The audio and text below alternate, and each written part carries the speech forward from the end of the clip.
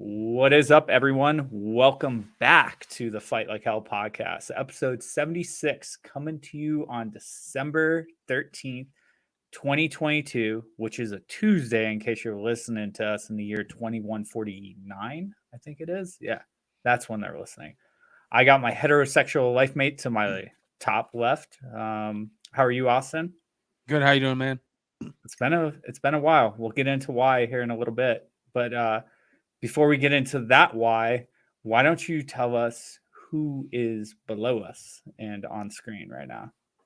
Yeah. So we have on a guest of ours. His name is Jeremy.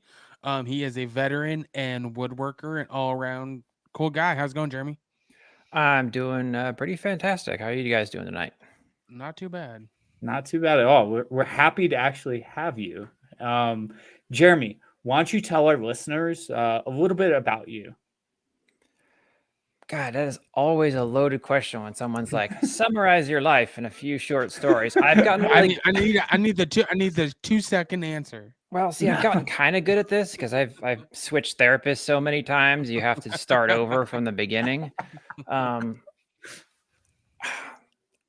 I'm a disabled veteran, husband, woodworking artist. So I was in the military. That was kind of my thing for a hot minute. I was enjoying it, and I got kicked out because bombed too many times, and I had no idea what I was doing. So went to school and didn't figure out anything there, but I wanted to build a house.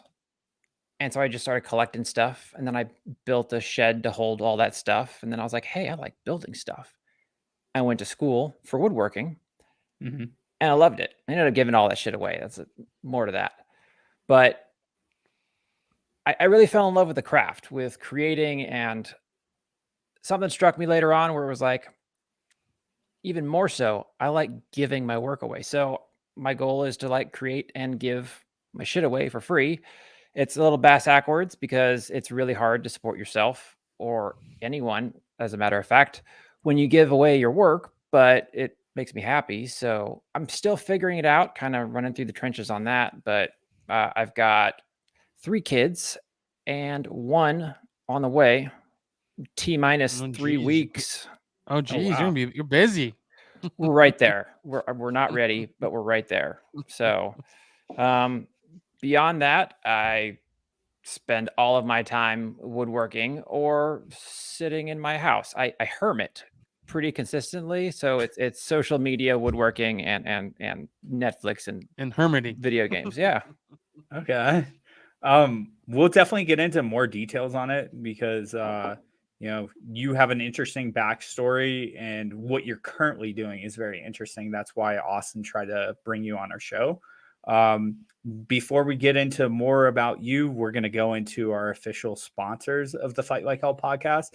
Our first official sponsor of the Fight Like Hell podcast is Invicta Coffee Co.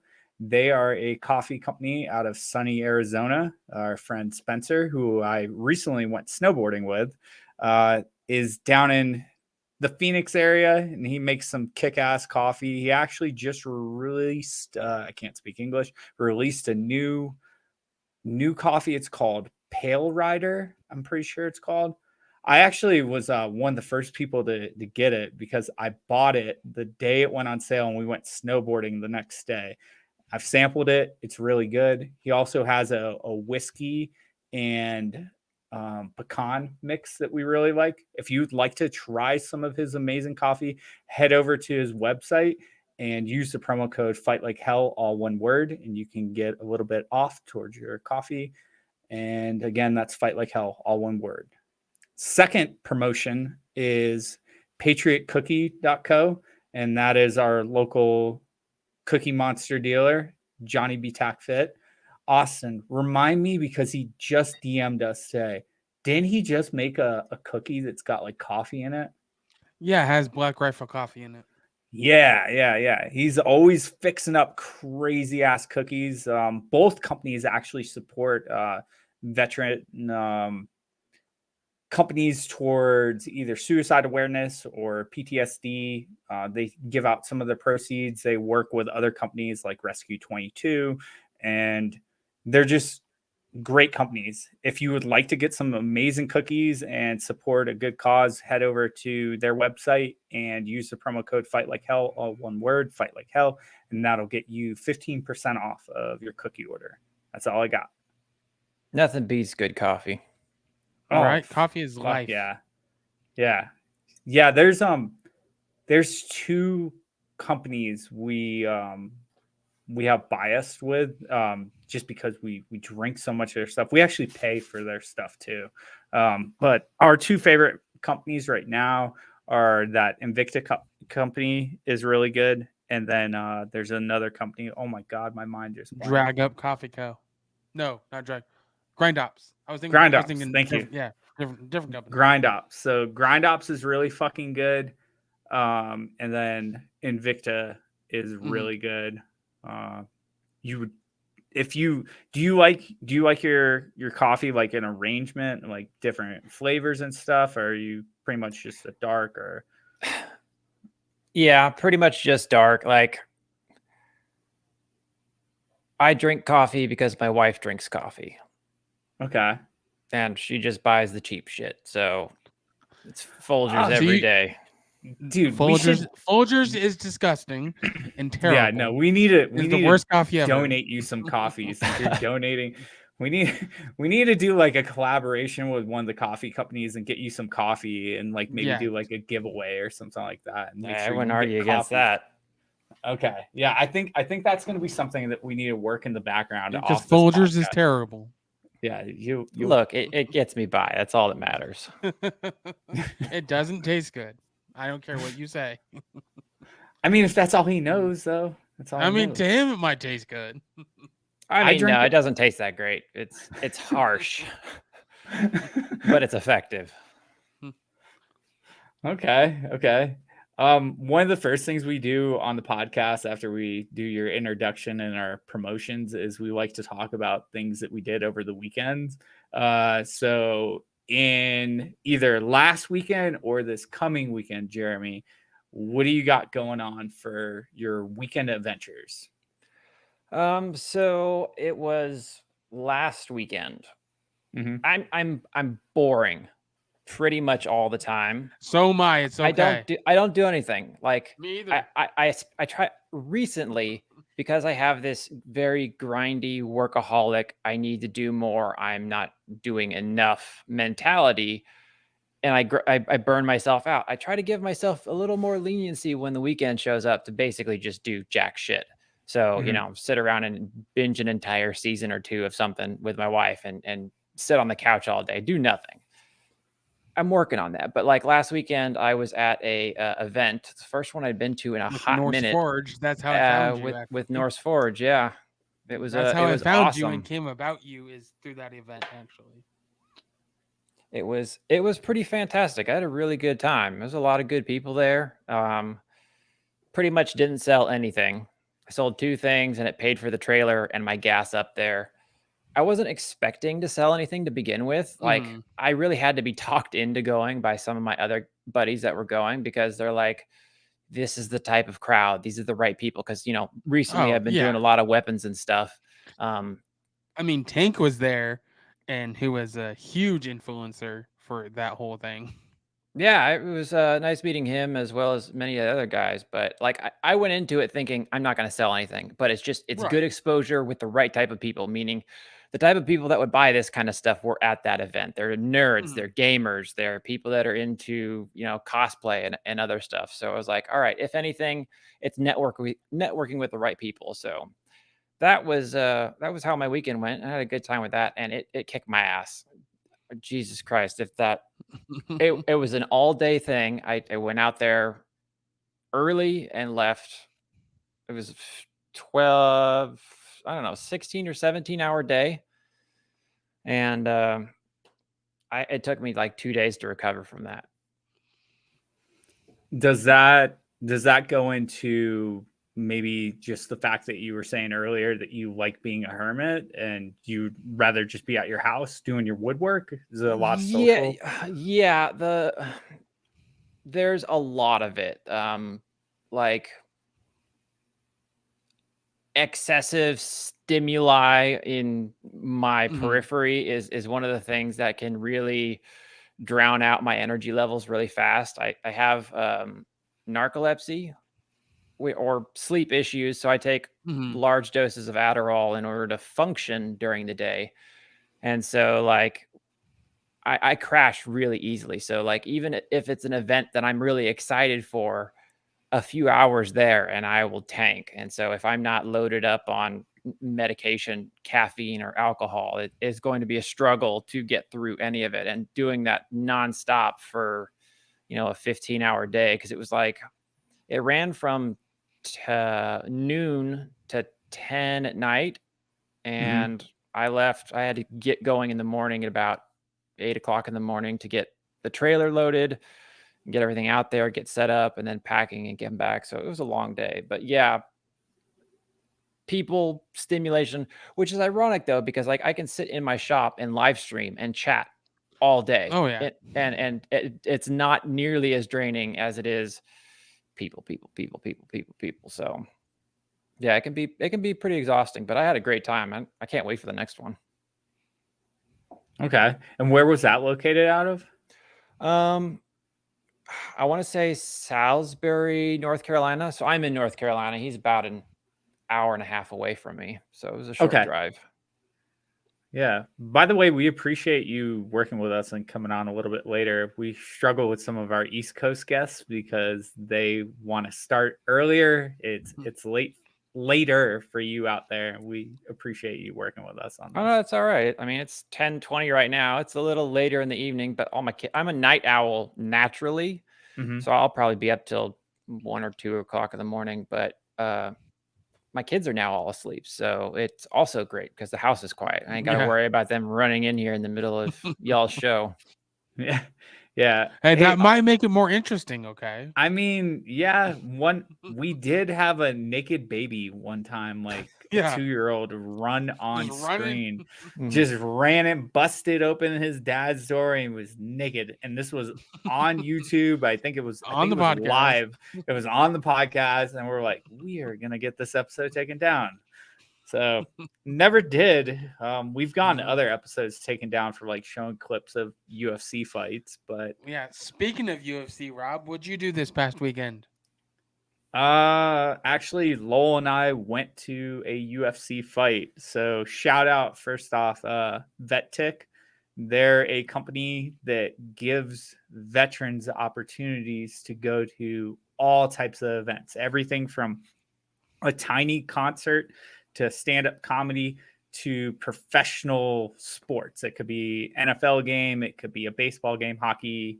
And for the longest time, what they were doing was they were giving away UFC watch parties, which is basically like, hey, go to this location. There's going to be a bunch of other veterans, and you guys can watch the pay-per-view for free. Dana White and the UFC did a sponsored thing with VetTix where they gave away 1,500 tickets to the last UFC fight. And it was a big ordeal, like getting the tickets, because everyone flooded it, and I didn't get it the first round. So you put in for like a bid on them, and they pick it randomly. It doesn't matter how much you actually bid on it. And when that's over, they give you 24 hours to confirm that you're going. And then they put the rest of the tickets that are available on the site at a certain time. So it was like 7:15 at night here, like the following day or like 2 days later. So I just sat there refreshing it. And I'm just watching the tickets. Like I had one of my friends, Lowell, who's my boss, as everyone knows on the podcast.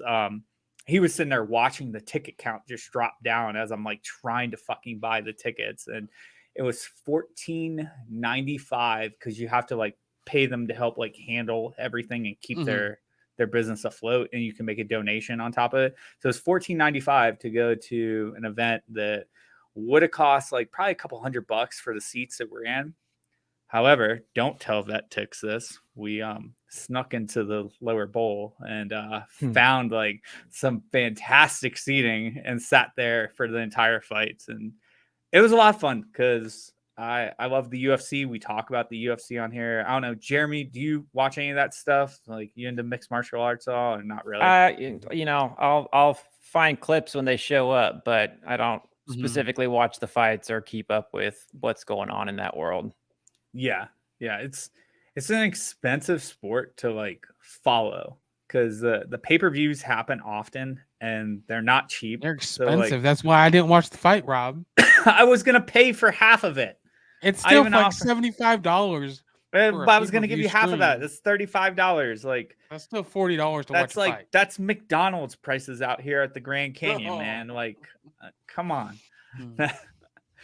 But yeah, so did some snowboarding, and that was well, I guess we'll get into that later on the snowboarding stuff. But Jeremy, so your woodwork stuff, and while we're talking about this, Austin, would you mind like bringing up either his Instagram or his Yeah, well, webpage? first, Like, What well, about first Austin's weekend? oh, I didn't do oh, shit. he doesn't do Mine's shit. nothing. So I don't do but anything. thank you for saying that, because I am actually supposed to ask him and I make fun of him. You're a better host than me. I just don't do anything. Well, I know I'm you just- don't do anything. I just wanted to let you say it so that you had your fair share. You know? Jeremy, you're a appreciate better it. host Yeah, than no. me. I'm I off the appreciate show it. next. Jeremy's on. I just stay. I'm just like you. I stay home and basically work on shit, and that's about it. I don't do anything, go anywhere. But you did something like the weekend Like before. 2 weekends ago. Oh, Like yeah, I 2 guess weekends it's ago, like- I went up and got a Christmas tree Yeah. Yeah. Where did you go out of? to the woods. But where in the woods? Just The- it's the like an part hour with and a half trees. away. Yeah, The part part with with trees. trees. All right, fuck both of you. Like, It's a random I'm place trying in the to give woods. more I'm trying to let you talk more because I feel bad now that I actually skipped you. We I have know, a what the subject, and fuck? you're just like trees, woods. Yes, I'm I gonna have don't to- do anything. I'm just gonna mute you now, Rob, for the rest of the podcast. I mean, it might be better that way, to be honest. I've been a diehard. It must be a real tree individual for Mhm. a long time. I hate fake trees, and this year it was just like my wife was like, I was thinking about buying a tree, and I was like, okay, that's fine. I don't care. I was like, it's got lights on it already, and I was like, wonderful. I That's don't what have Rob to worry bought. about it, so I don't have to think about it. And it's perfect. Yeah, yeah. I bought a There's I bought a just fake something tree nice with- about Yep. a real tree. Oh Great yeah, it's- smells Here. and it just it's Yeah. an and if you experience. go and if you go like harvest it yourself, I'm not sure, like in North Carolina area that you're at, do you have a lot of woods around you?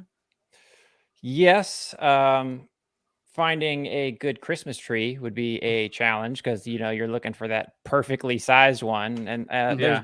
there's I don't know if there's one out here. I used to live out in Washington, and Yeah. Oh, yeah. there's definitely tons of places where you could go and basically I'm cut in it down Oregon, yourself. so yeah, I'm in Oregon, so there's lots of places around here.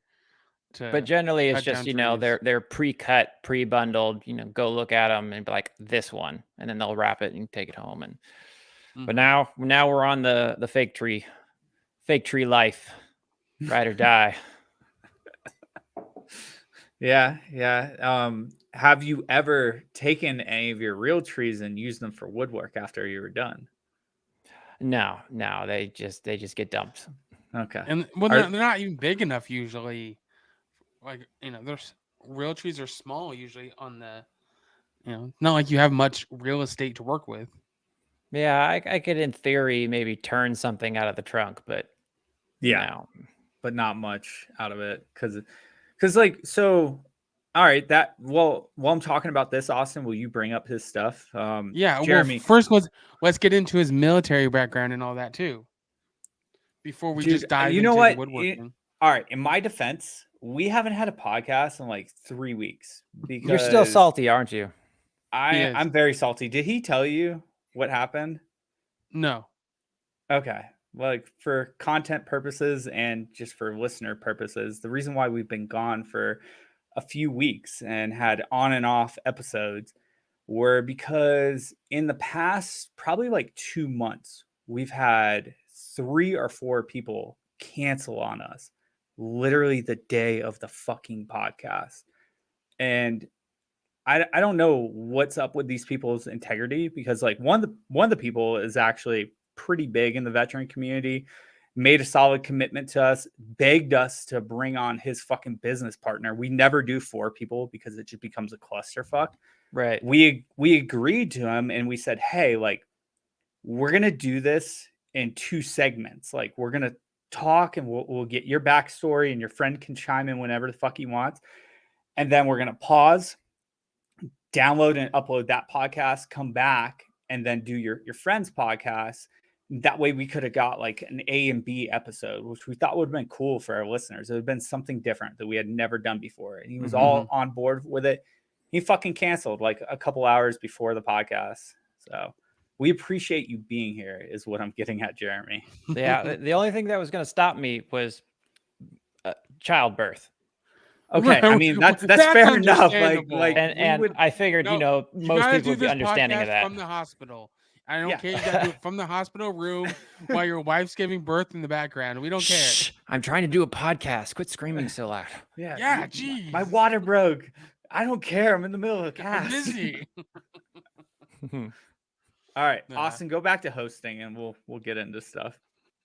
So yeah, actually, so I want to let's get into your background. Military, why you joined, when you joined, all that. All right. So military, I joined at 21. I had done the college thing and was working. I was making okay money, but it was like not going anywhere. I was stagnant. And it's ironic that I ended up in the military and where I ended up in the military, because I never thought I'd join. I was never the type that was growing up was like, oh yeah, military, that's for me. It was always, no, good for y'all. I'll never do it. And then I got a wild hair at my ass and just, hey, let's try and do something important. So I wanted to be, this was the goal. The goal was to fly helicopters, search and rescue for the Coast Guard. So I walk in to the Coast Guard's office and I'm like, hey, this is what I want to do. And after some chatting, they're like, hey, you're colorblind. Not going to happen. Go see what the Army has to offer. And so I walk next door and ask the same thing. I was like, hey, I want to be a pilot, X, Y, and Z. And they're like, maybe later, but it's going to be hard right off the bat. But here's some other options. And it ended up being military police.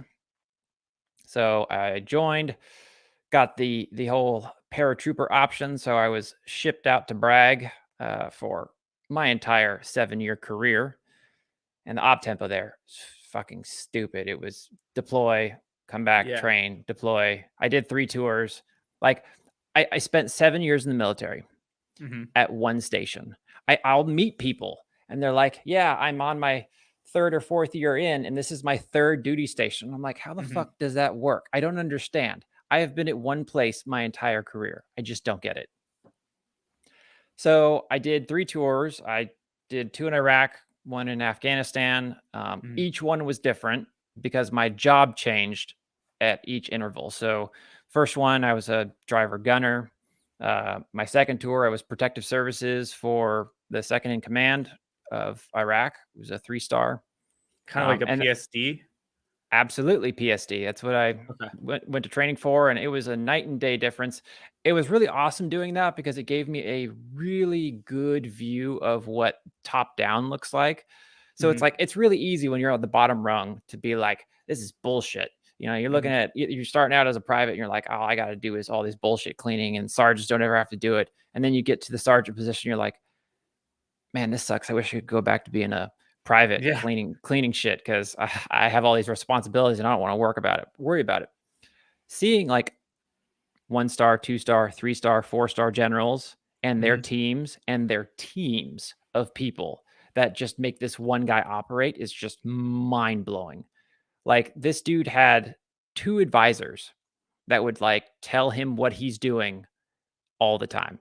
We're going to do this. Here's who you're going to talk about. Here's the things you need to know. They'd give him his information, like his itinerary. He had people running his life. He had, I don't know, 2 or 3 platoons worth of people assigned to just making his life work. And the amount of information and knowledge and everything this he had to take care of, it was just like, I can see why they make so much and why they have so much going for them, because it's just like their lives are complicated on a scale that is hard to imagine until you're there.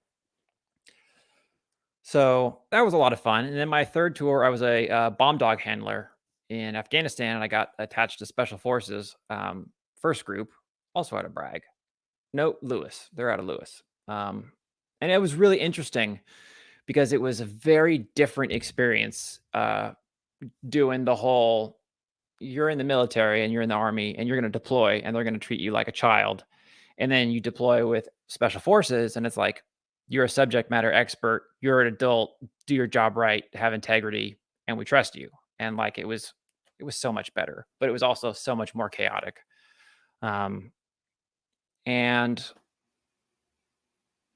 during that tour, we lost a few guys, and that's the tour where I got injured. I got a TBI. Came back from that and went right into med boarding. So I was just in all sorts of therapies: visual, mental, cognitive, speech, working on getting everything figured out. And then I got out late 2014. That's a brief summary of my military career. My dog got to retire. Got to take her. She's a stupid black lab. Became a couch potato. Do you still have that lab? No. So, Oh, so I moved back to Washington, and I'm Washington born and raised. okay. Which so I was in area? Seattle, but Bellevue, Renton, Issaquah. Yeah. I was Okay. stationed at Lewis, so I know the area.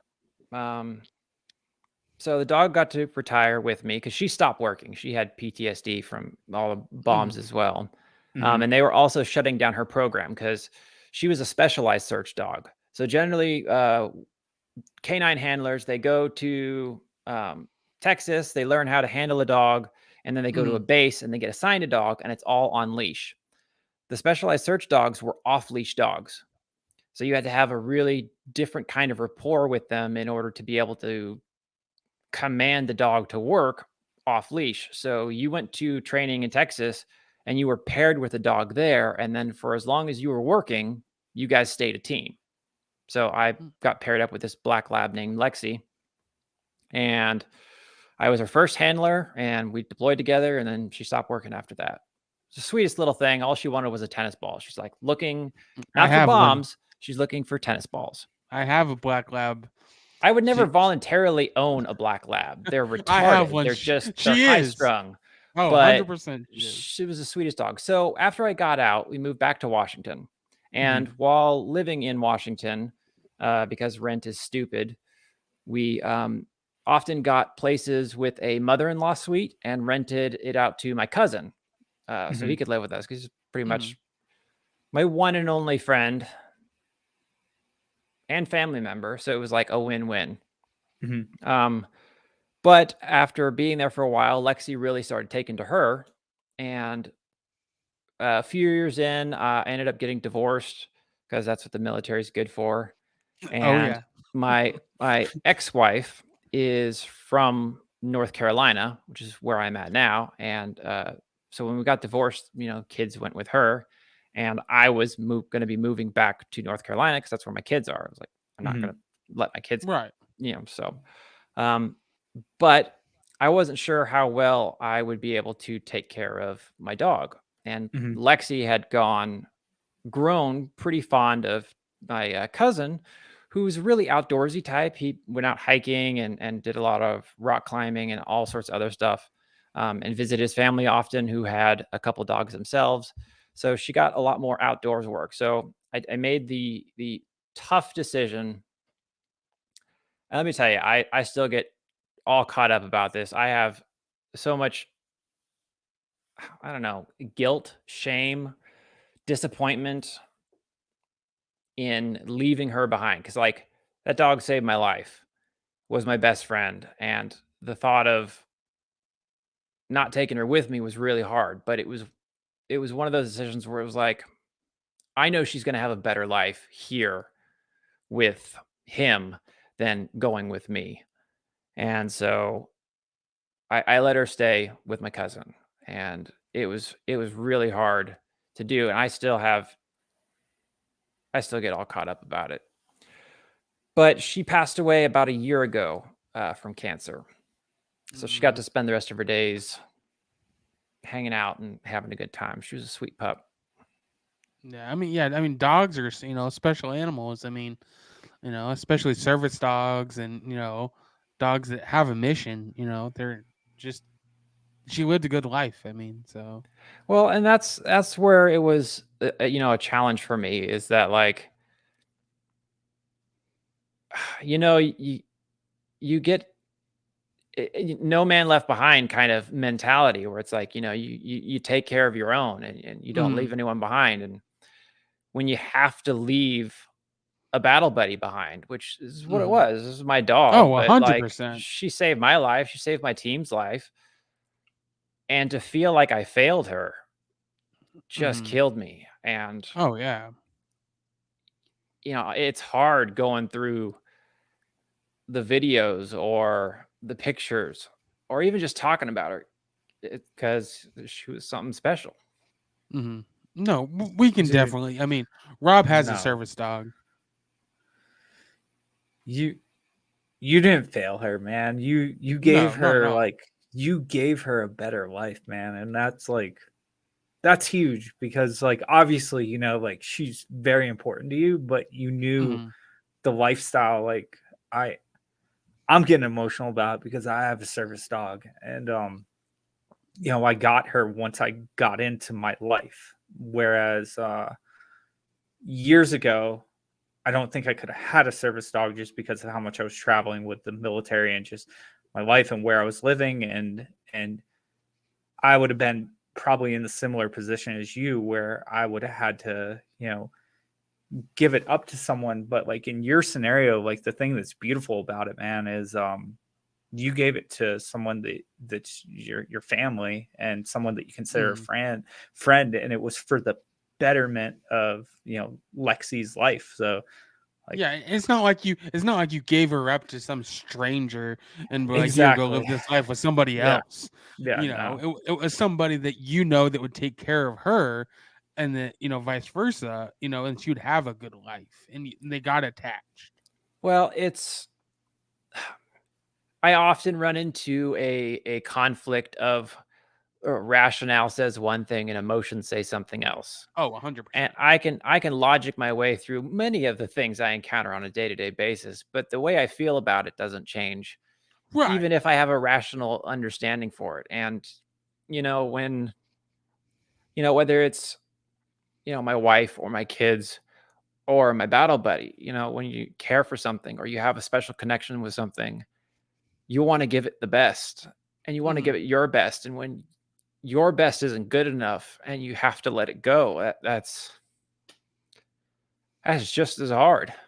Oh, Even 100%. though, I know she's doing all right and she had a good life, but it still hurts that I couldn't do it Mhm. Right. because she was special to me. And so it was a tough call, but it was the right one to make. So,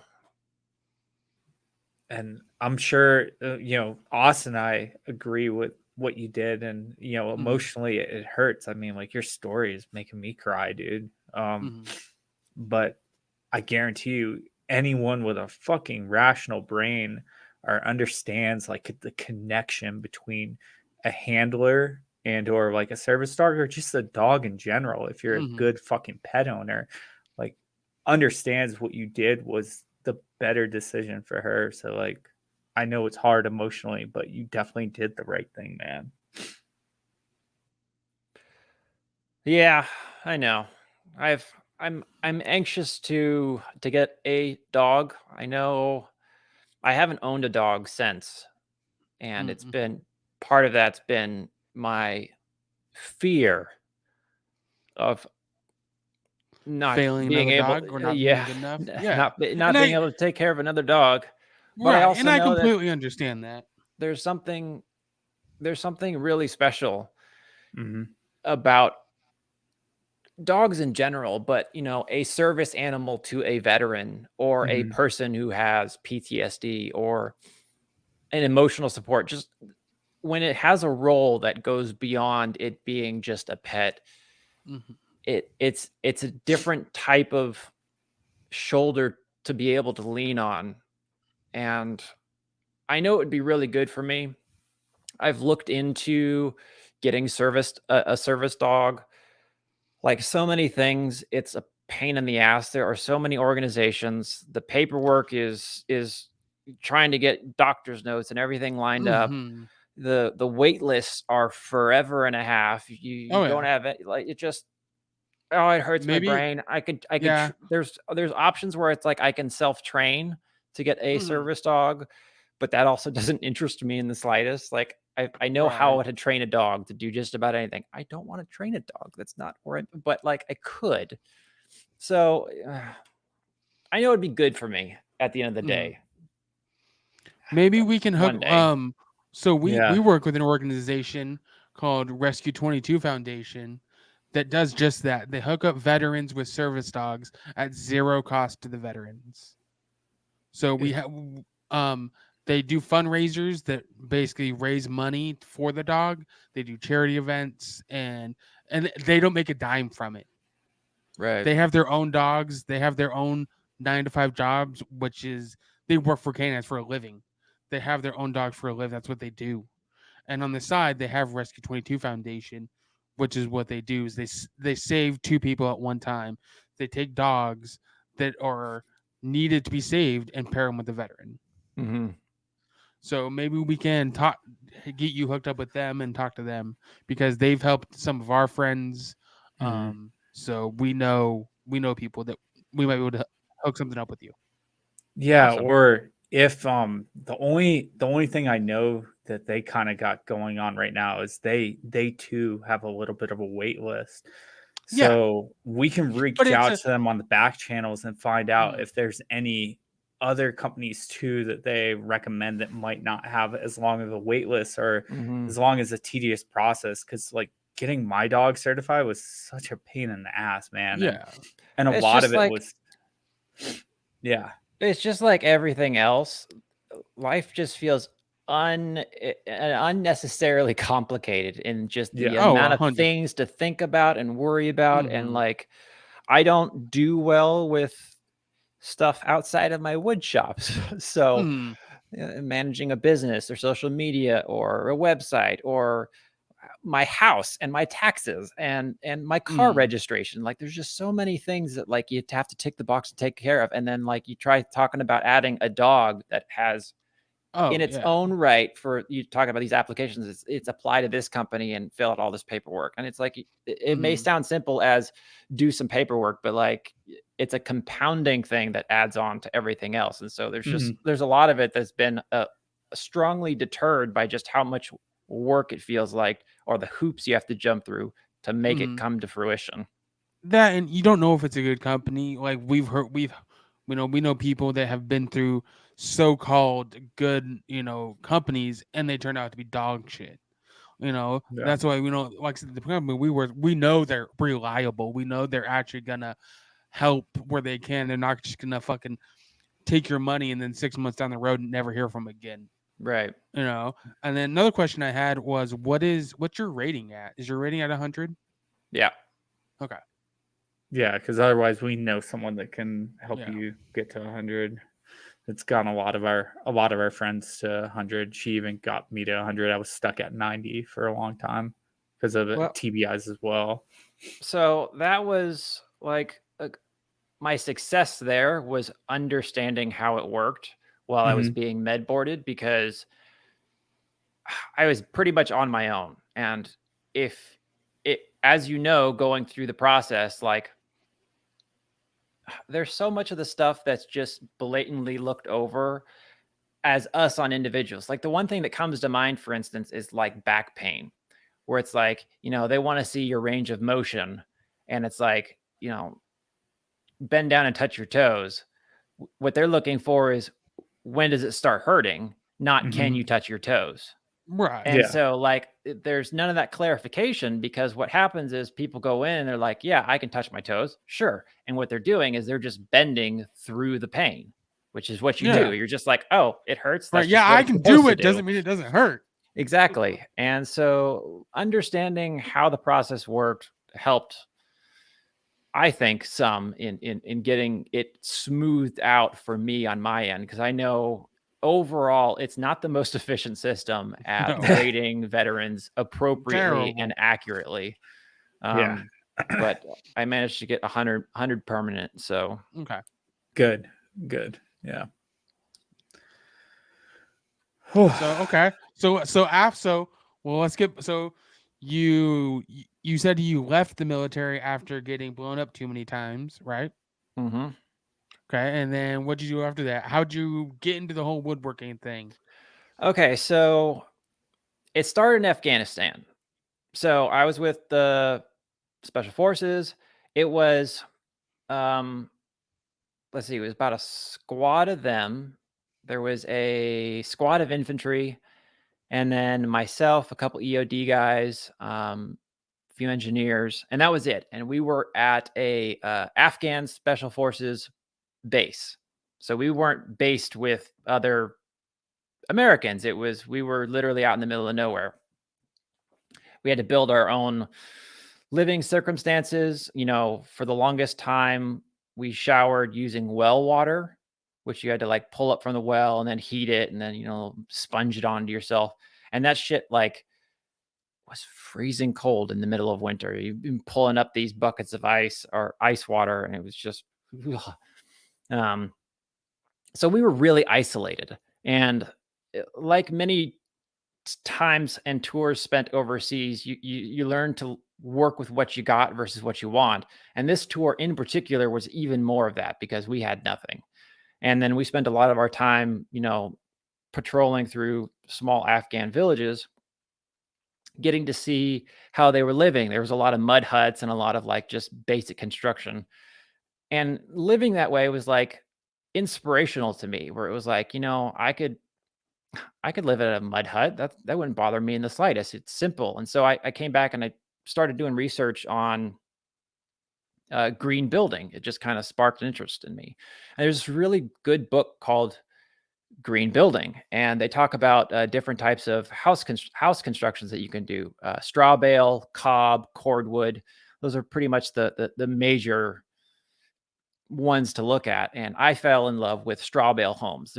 They're energy efficient. They're more or less cheaper. There's a lot of pros and cons that come with building a straw bale home, but it's the route I wanted to take. And I wanted to upcycle a lot of stuff. And in the construction business, there are people that are doing remodels, and a lot of the stuff that gets taken out gets thrown away.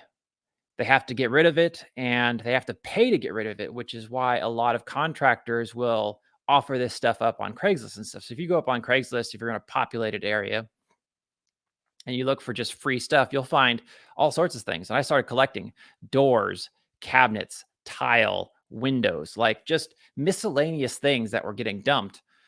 And then I was like, I have too much stuff to fit in the garage. I need to build a shed. And so I built an 8 by 20 foot shed, almost entirely out of free stuff, to house all the free stuff that I had. When I got done with that shed, I was like, this is it.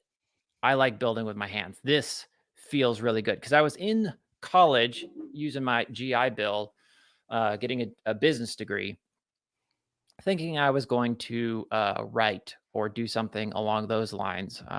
I'd started a blog website, was creating a brand that was talking just about, my insights on the world and what was going on. And I switched gears real fast. I finished that up and I went to school at the Wood Technology Center. And they have 3 programs there: carpentry, cabinet making, and boat building. And the cabinet making program had a 3-year wait list on it. And I wanted to get into something immediately. So I went into the carpentry program, which is great because like I want to build a house someday. So I got into that program and then backdoored my way into the other one.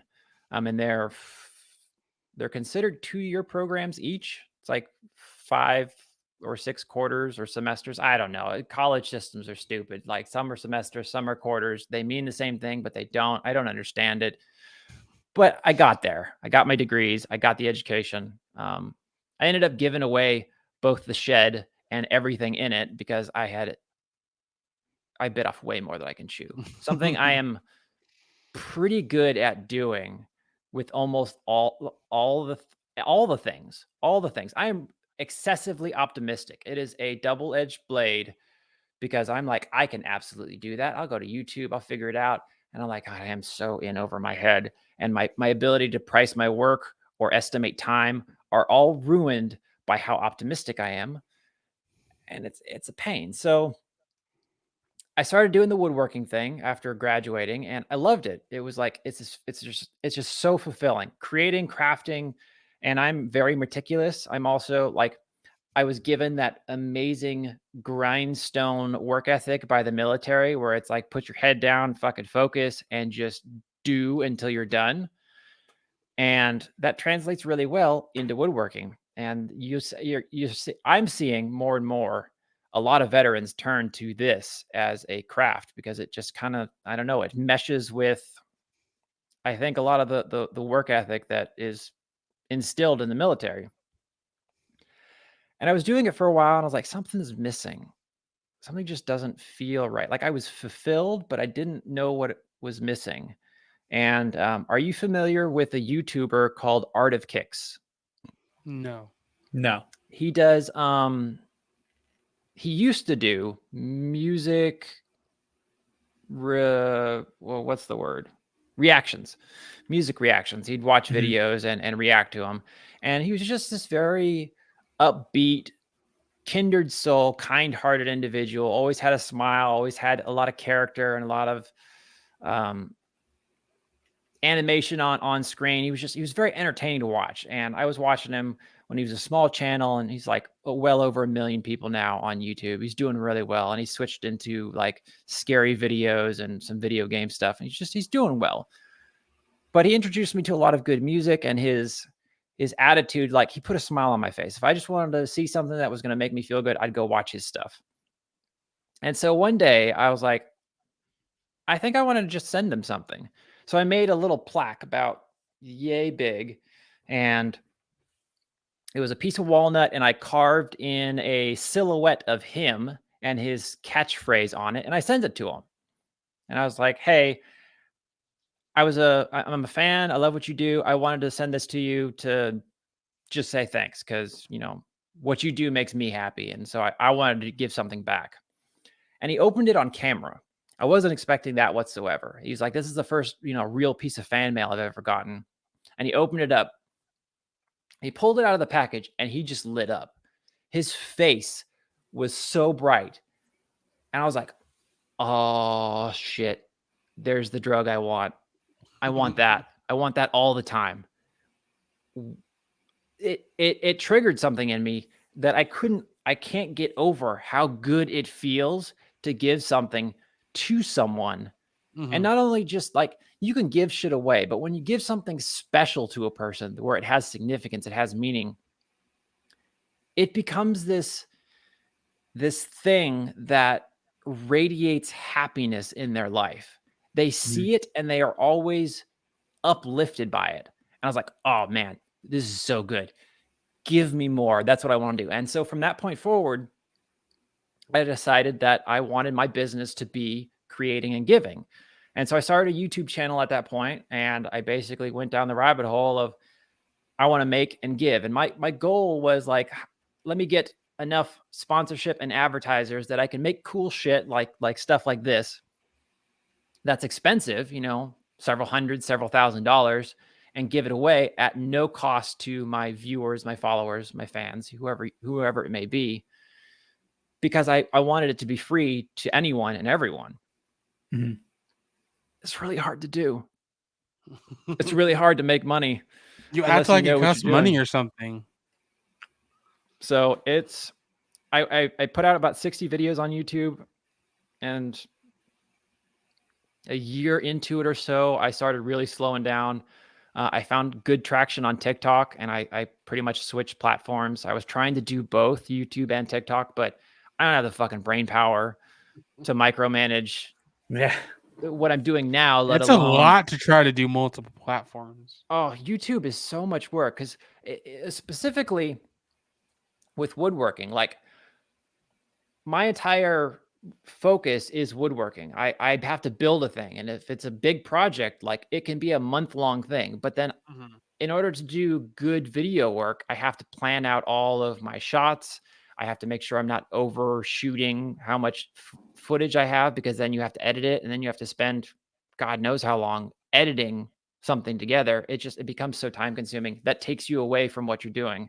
And I still run into that now with TikTok and the website and Instagram, and trying to the more I grow, or the more I try to take on, the less woodworking I end up doing, and that just kills me.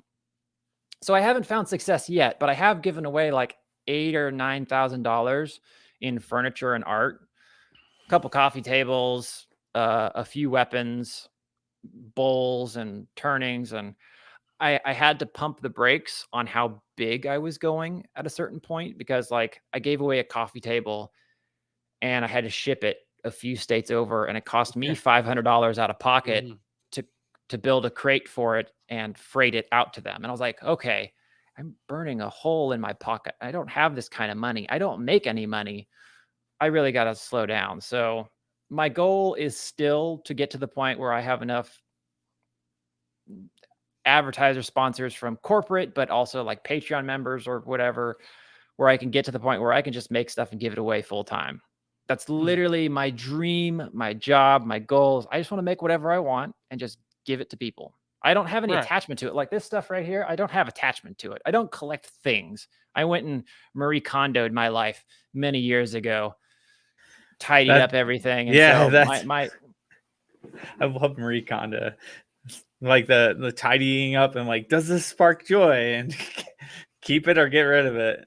Oh, it was one of the coolest things I didn't think I needed to do. But I read the book, and it helped me do all sorts of things. Like I got rid of my uniform, my dress blues. Okay. I have a little bit of regret to that. But what was really interesting is when you're going through all that sentimental stuff, it really becomes a self-evaluation thing, where it's like, I hung them up, and it was like, I don't want to get rid of these. Why? And then you start doing that introspection, where it's like you start asking questions yourself, why don't I want to get rid of them? What is it about these that are significant? And then it became a little bit of a self-discovery thing. And that was true across many other things. And so now, yes, I try to keep my life simple. And I've had to deter a few people from sending me shit, because I made something for a client of mine, and he was fishing for information. He's like, so you like comics or knives? I was like, no. And then he just kept asking me, so you into this? And I was like, no. I was like, look, I know what you're trying to do. I don't really collect things. I know you would like to send me something to say, you appreciate my work, but here's what's going to happen. You're going to spend your time and your money, and you're going to send me something. And I'm going to be like, oh, this is nice. Doesn't matter. I'm going to get rid of it, because I don't hold on to things. I don't keep things. Like I don't have a lot of attachments. And so I was like, if you're really interested, I went and put together a little Amazon list of things that I actually want. And most of them are like sandpaper and tools and wood related. more. Almost everything that I want in my life is wood related. There's very few things that I actually would spend money on that are outside of my shop. Almost everything is related to making my life here, including like production. Like, this was a gift, I think, from my parents, and this was on that list, the microphone, because like, to me, this just like, I like things that make my life easier. So I've been doing woodworking for a while. I started out as a woodworker. I did the whole, I build furniture, custom furniture. And then I was playing a video game, and I was like, hey, it'd be kind of cool to make a weapon. We watched one of the Thor movies, and my son was like, I want a hammer. So I was like, okay, I'll make a hammer.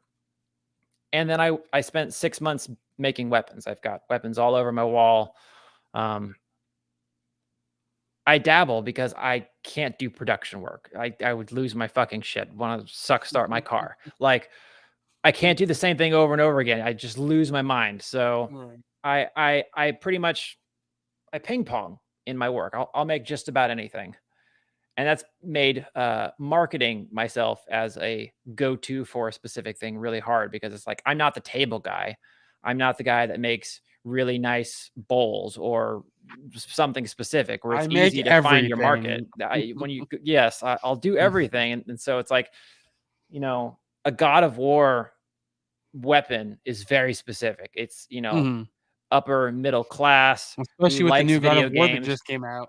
who likes PlayStation, who likes God of War, who is a collector, who's willing to spend a bunch of money on woodworking. Like, you just start narrowing your scope, and like that's Mhm. vastly different than a dining table or a Right. farm style table or bunk beds for kids. So it's like everything about this hurts my brain, and I'm just kind of trial by fire my way through my work, my life, my social media. Hey, that's how life works. What's your favorite piece? One of your favorite pieces you made? My desk, The I think, is desk. Okay. probably my desk or the Monado. They're two. So 2 years ago, there was a pretty bad storm here. I had 2 oak trees blow down in my yard, white oak Okay. trees. Um, and they weren't going to clean themselves, so there was a crew running around that wanted to that I reached out to, and they're like, "Yeah, $1,500. We'll cut it up into segments, and then we'll dump it behind your shed." And I was like, Mhm. "Wow, that's expensive trash." So I found a guy through my wife who does slabbing. So he brought out his portable bandsaw mill, and I spent $600 and 2 days cutting it all up into slabs. And then I moved all of it into my office in my house. I walled off my office and I turned it into a kiln. I put a Mm. heater and a dehumidifier in there, and I dried out 1,000 board feet of white oak. Oh, And jeez. yeah, it was insane. Surprised you didn't burn down your house. It did okay. I had concerns. It was janky. I did as much research and as I could to make it work, but like I pulled it off. But I spent, I don't know, maybe $1,000 in total for him and the equipment and the electric, and I got about 10 grand in material. So Mhm. like it was worth it. But like my desk, my master bed, the rocking chairs, my crib, the dresser I'm making now, the shoe rack I made before, my lamps, they're all made out of those trees Oh, because it's the okay. material I have. Are the So, same trees that fell in your backyard? yeah, so my desk is this very sculptural piece. It has it's a I don't even know how to explain it. So, Is it you on your hit Instagram? um I have your yes, Instagram pulled up right here. it If you, should be somewhere. You'd have to scroll down. I can scroll. Oh, right there. Right. This one? Yep, that's the desk. Okay. So Okay. It's a corner's desk. it's a Well, I guess. it's very interesting because it's a book match, but it's not book Oh, match the okay. way you think of. So when you book match a piece, here's a board. So these are 2 pieces, and they were cut and opened up. Oh, okay. These slabs were one right on top of each other, and instead of taking your pieces and opening it like this, like a book, I took Mhm. them and I put them end to end. Let's see that. So they meet in the So a middle. waterfall edge. So it waterfalls off the edge, and then each slab meets in the center of the desk. Okay, nice. And Looks like you so used some resin in there to seal it. just a little bit, the little white spots are resin. Mhm. That center section is the figuring of the crotch. So the crotches of the tree is when the tree splits into 2 trunks. And there's a lot of compression that takes place right before it becomes 2. And it gives all that really interesting figure that you can see on the desk. Mhm. Okay. And it was too cool not to use. But Yeah, it's a beautiful desk. as a result of this piece, it angled out in this kind of weird curve. Mhm. And so it was unstable. So I had to design something on the front of the desk to make that work. And I spent as much time, about 2 weeks, designing and building just the front leg of the desk, because it's this multi-curved, multi-angled sculptural thing with like these two pieces that twist out Right. from This it. thing back here that you can Yeah. see. So that's one piece that I'm like super proud of and really enjoyed how it turned out. And then the other would be like the Monado, which would have been more recent. You can scroll up. I doesn't look like I have anything related to it Okay. at the moment. But yeah, I Not mean, you on got some. Instagram. Yeah, I mean, you got some pens on here. I mean, you got a badass axe on here. Yeah, Got a whole bunch of things.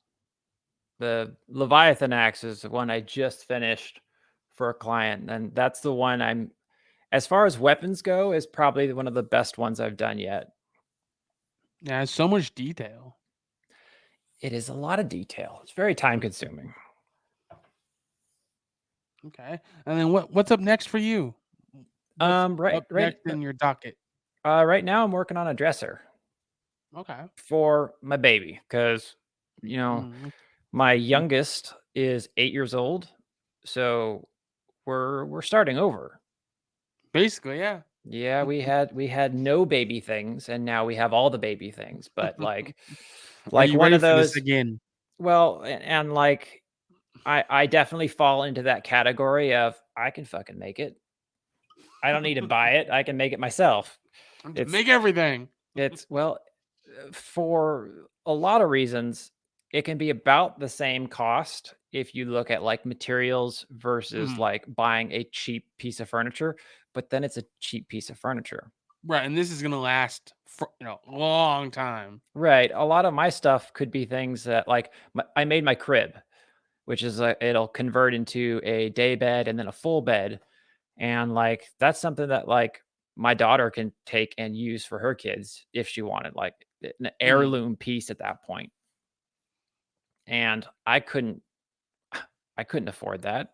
I couldn't afford something that nice. I can't afford my work. My work's expensive.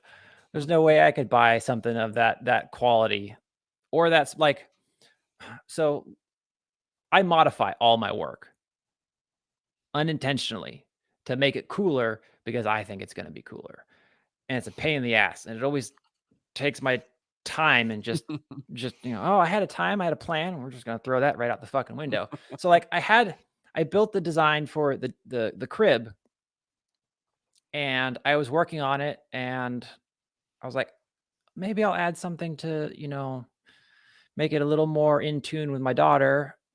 And then that turned into like a 3-week carving turtles into the back panels. And I do that with all of my projects. I add something to it, and it's always so much more work. You want it to be, what you want. You want it to be special and unique, and I want it to be better, cooler, more interesting. And then that always comes with, man, it's going to take so much more time. But you still do it. I still do it. And begrudgingly often with some things where it's like, God damn it, it's like being stubborn for a win that comes at my own suffering. Cause it's like, I know it's going to be good, but I am not happy that I made this decision. I hate my work pretty much.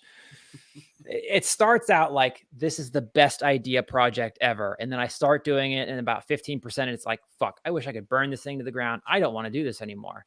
And then I'll do something else, and I'll come back and be like, yep, still hate it. And then I'll finish it, and I'm like, God, that's so good. Oh, I found a new thing I'm going to make. And this is going to be the greatest project ever. It's so simple. I won't change anything. It'll be simple. Never is. It never is.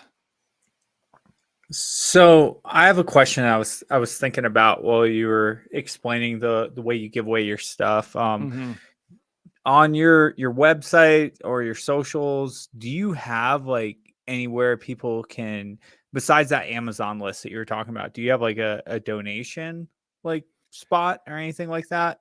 I have a Patreon. So I run into this. Do you know what Patreon is? Yeah, I definitely Okay. know what it is, but explain like what you're doing on your channel and why people should maybe look into it.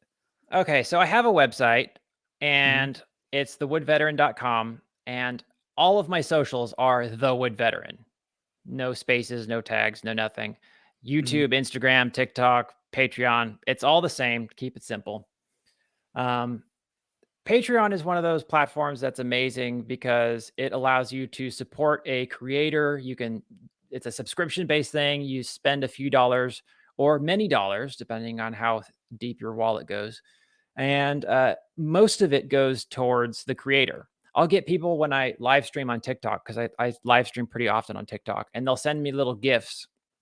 And when people start sending me gifts heavily, and I'm like, I have to interject, and I'm like, okay, I appreciate what you guys are doing. It really means a lot that you guys are willing to spend your hard-earned money to like say thank you, you're doing great, X, Y, and Z with these gifts. But I want you to know that TikTok is a greedy fucking corporation and they take half of everything you send. And as a person, like if I want to support a creator, I want most of my money to go to that creator. I don't want to give 50 cents on the dollar to the person and then 50 cents to a giant corporation that is already, weaseling money out of millions of people. So I always like give them the spiels like you can continue gifting if you want, but just so you know, TikTok takes half. And that would bother me if I was supporting someone. So try Patreon if you're interested. But it's a platform where you basically sign up and can support creators. I do a absolute terrible fucking job at making it a special place because Patreon is one of those places where it's like, oh, you get behind the scenes content and exclusive things. mhm. And I don't manage my social media as well. I do TikTok mostly well, and everything else I'm struggling and grasping at very, very I strongly, feel but that. it's hard to keep up with. I don't manage myself well day to day, week to week, but then also trying to juggle just I don't do it well. So like there's that, but it's a work in progress. It's a thought. The one thing that is the most significant aspect of Patreon is there is a tier that lets you get one additional entry in all of my giveaways. So I make my giveaways free to everyone. I don't want you to follow me. I don't need you to subscribe. I think buying viewers that way is stupid. I Mhm. think it's like, I want you to be there to support me because you like my shit. You're like, hey, this is a cool dude. I want to see him succeed. I want to be a part of what he's doing. But if you're subscribing just so you can win some shit, like, I don't want that. That's a terrible way to run both my work, but also like that negatively impacts how well I'm growing because you start getting overinflated where it's like, okay, well, I've got, 100,000 people following me. Most of them were there for a specific giveaway and then they don't pay attention to my content anymore. No. So I leave it free. It's like, don't follow me. If you want to just participate, do that. And then I try to make it as fair as possible by playing stupid games or rolling dice or making it Mhm. something that's like, there's a window where you have to engage, but the whole like, follow, subscribe, tag 2 people and make sure you're following this other person, like, that shit just irritates the hell out of me. I don't play those games. I try to make it fun and interesting and accessible to anyone and everyone. Mhm. Okay. I think I answered your question in a long form way. It's really That's easy okay. for me to That's get, okay. like, rambling. At any point, if No, I'm going off the rails, just be like, "Hey, shut the fuck up. You've been talking too much." Shut up, no. Jeremy. Jeez. The whole entire point about like we told you before we started, we do kind of like that open forum talking, and we love when we have guests that actually want to explain something in details. We don't try to cap you on anything. We want more of the details because if there are people that are interested and want to support you, like I want to make sure that those listeners know where to go to actually support you. It's really funny because my wife points this out to me on a regular basis. She's like, "You are 2 different people when Mhm. you are talking to people about your shop." 100%. She's like, I'm a very monotone RBF individual. That's just what it is. Emoting, facial stuff expression, not my strong suit. It's hard. It takes a lot of work. It's very depleting. So like when I'm in the house talking to people, I I've been introduced many a time as he's an asshole until you get to know him, and then he's still an asshole, but he's funny because like sarcasm, all Dark day and humor. absolutely. But like I'm hard to read because like I'll say some shit straight faced, and they're like, is he fucking serious?" And yeah, and I'm totally seriously not serious, but then I get on stream and I'm talking about woodworking or crafting or arts with other people, and I'm just like I'm like what I am right now. I'm enthusiastic and energetic, and it's I could do this shit all day. Mhm. Because it's your passion. I love what I do, and yes, I am absolutely passionate about it. And oh man, I can't tell you how good it feels with the work I do. Like I'm a roller coaster of a mental health train wreck. Like the TBI is what's really fucked me up. Like I've been in and out of therapy my whole life with depression and anxiety, but the TBI gave me that chemical depression where like my brain just doesn't work the way it's supposed to. And so I can be like my life is dandy. I have a wonderful relationship and great kids and I do something I love, and I'll be like, I feel worthless. And I roller coaster in and out of this all the time. And I am often blindsided by my work because I spend a lot of time encouraging others to try, to fail. Like I made this shirt.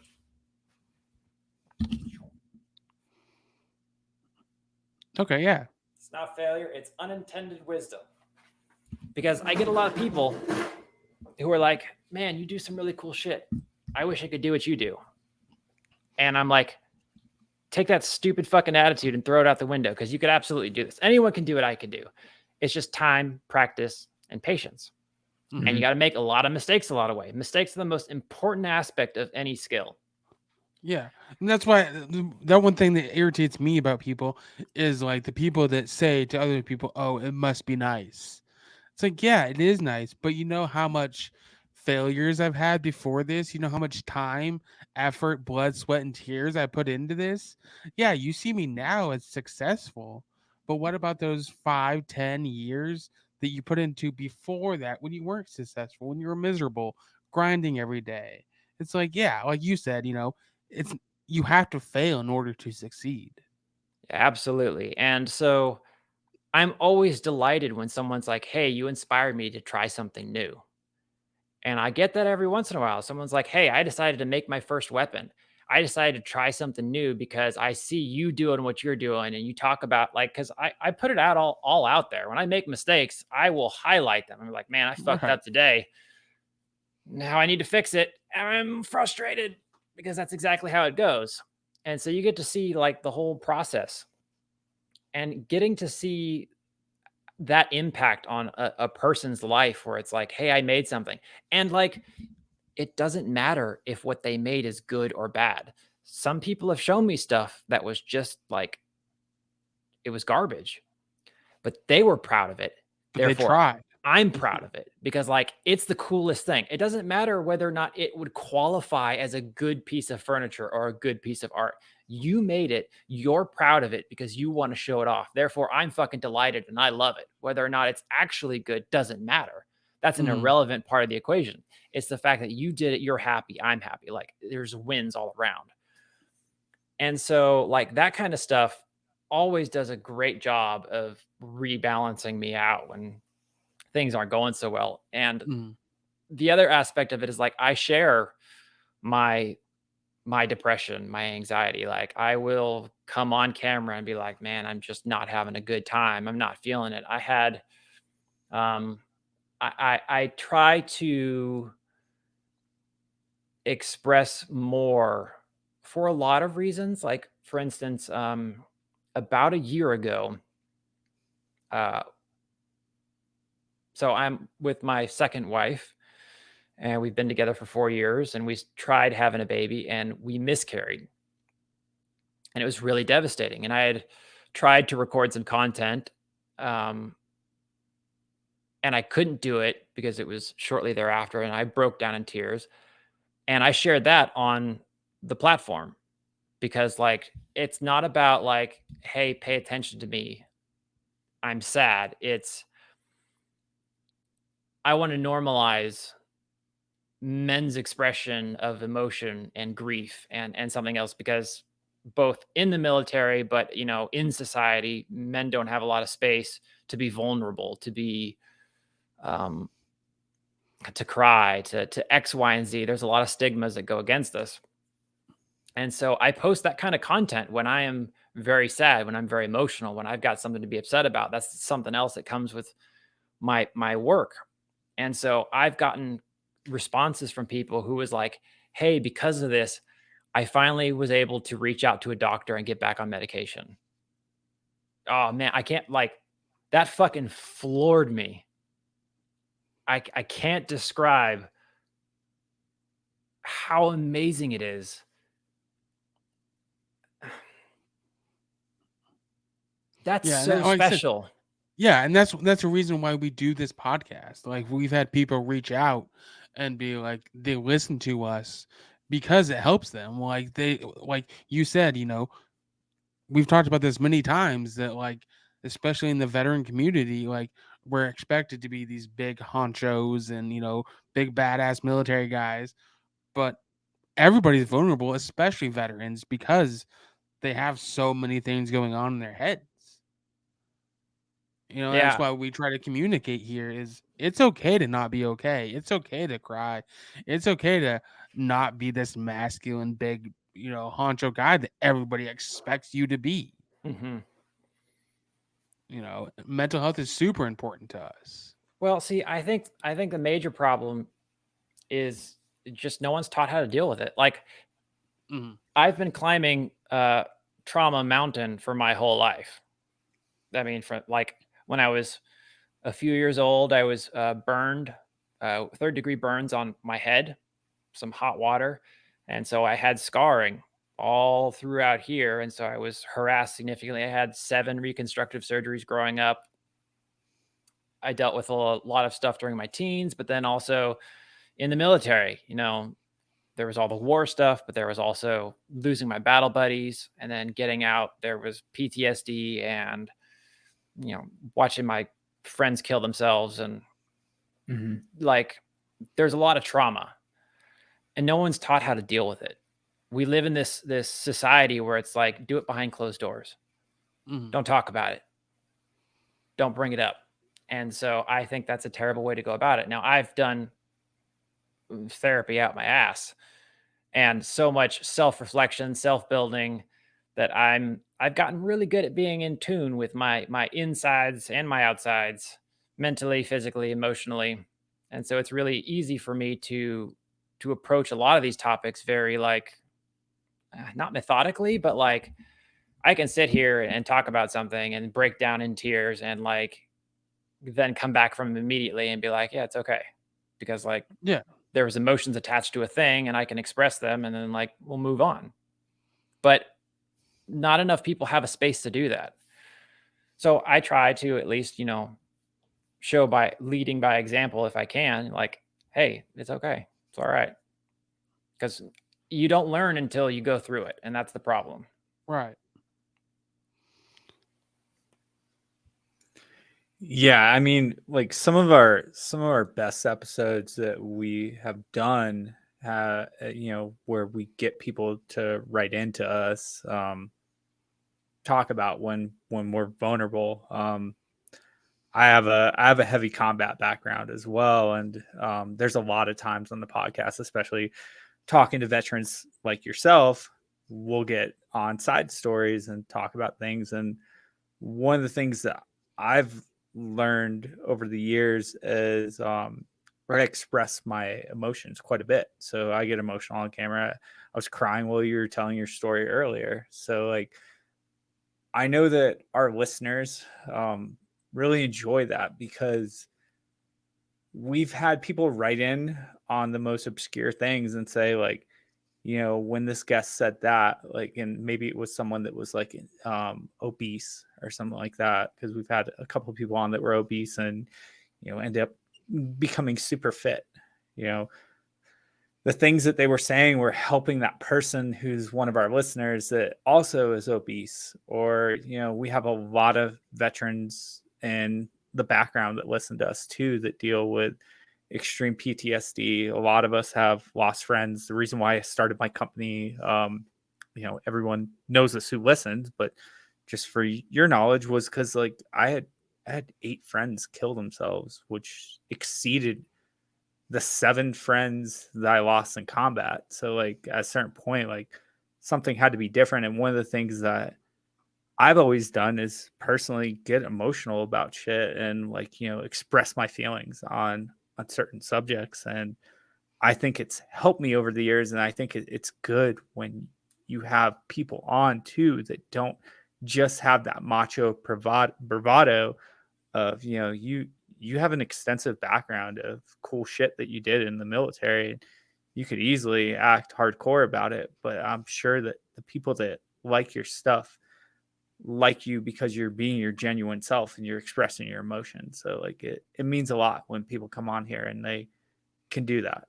So I often forget about my military career. Yeah. Like I'll see something and I'll make a comment and I'll be like, "Oh yeah, I've done that before." And I was like, "Holy shit, I've done that before." I totally fucking forget it. And some of it's wild too, where it's like, God, I can't believe I used to do shit like that on a regular basis. Like, it's insane.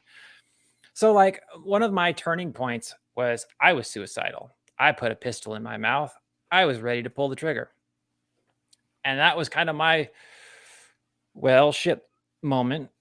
I need to take everything I think I know and throw it out the window and put me first. And that was a turning point for me.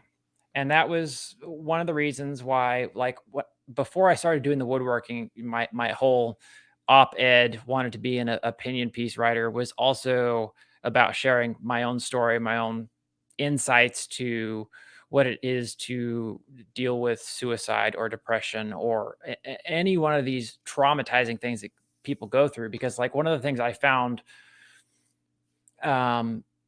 helpful was hearing other people's success stories, knowing that they went through something and they survived, knowing that they could relate. Because suicide in particular is one of those things that is incredibly isolating. You are in this dark place. You feel so alone that no one else can understand. It is the most depressing, isolating, scary thing you could go through. And to hear someone else that you can relate to at that point is a significant thing that can help pull you out of that circumstance. So I started putting it all out there and saying, you know what, fuck what anyone else thinks. I'm going to take care of me. And at the end of the day, I'm who I have to worry about, which is awesome at the same time, because internet trolls don't bother me any. People wanting to comment on my work. It's you know what? No one's going to hurt my feelings the way I do. So it doesn't matter what you say, because I'm going to be harder on myself than you are. So it's easy to just brush everyone off with them. Yeah, whatever. My opinion is the one that matters. Yeah, I mean, and you're also taught in the military too to have thick skin. You're taught to not let everything affect you. And suck it up and drive on. Yeah, I mean, you learn to embrace the suck and just fucking march on and continue on. Life's not always fucking rainbows and fucking unicorns. That it should be. I mean, life would be a lot easier if it was rainbows and unicorns. I mean, and chimichangas. I mean, come on. I can't argue against any of them. But yeah, I like it. And like I said, mental health is huge, especially in the veteran community. Suicide awareness is huge because a lot of people, like we've talked about, don't want to be a burden. They don't want to be a burden on anybody else. That's their number one fear, is they figure that they're a burden on other people, so they don't want to ask for help. They don't want to go get it. They think they're just better off not being here because they won't be a burden. But I still feel like a burden. Yeah, I still struggle with that shit. Right, and everybody struggles with it on a daily basis. But it's like you said, you hit that rock bottom point, and you didn't end up, taking the easy way out. You fucking worked through it and you're here today. Yeah, I don't think there's anything that is unresolvable. It's just going to be difficult. That's all. But it's absolutely worth it. What would be your number one piece of advice for anybody dealing with depression, anxiety, suicide? All right. Couple things. One, there's this analogy that, there's always light at the end of the tunnel. I think that's a stupid fucking saying, Mhm. because here's the problem. When you envision this idea of, I'm in a dark tunnel, this is bad, there's light at the end, that's good, I need to get out. You're trying to escape your problems. And that's not how Mhm. trauma works. That's not how depression works. That's not how any of it works. What you need to understand is that your darkness, your shadows, being in the dark is something that you have to learn to be comfortable with, to accept, even if the light is far away and it will take further or longer to get to you, or even if you can't see it, you're in the dark. When you can make that shift to say, okay, I can accept the things right now out of my control, I can live in this state, I know it will get better later, but I'm going to be okay right where I am. You start kind of taking power away from your demons, more or less, because they're not something you can escape. We talk about depression or PTSD or things, and you talk about therapy and medication, and there's this mindset that you're going to solve them. You're going to go and get medicated or therapized, and your problems will go away, and then they won't be a problem anymore. That doesn't work that way. There's this great analogy I saw. Let me find something real quick. Okay. Well, while he looks for that, do you have anything to comment on, Rob? I think my Oh, he's back. I think I think he already found it. He's He's walked back quicker. already. Well, I was looking for my whiteboard. My children went and stole it. Of course they did. I'm pretty sure I can make something work here right quick. Okay, darn kids just taking everything. They do. They come in. And I know. And then you're gonna have another one that you have to deal with. Oh man, I'm super excited, and also, children. They are the best worst things that can happen to you. That's how I have to view them. restart all over. I tell that to everyone. It's like it's the best worst thing. You're gonna love them and want to murder them at the same time. It's gonna happen. So Just like dogs sometimes. So the explanation for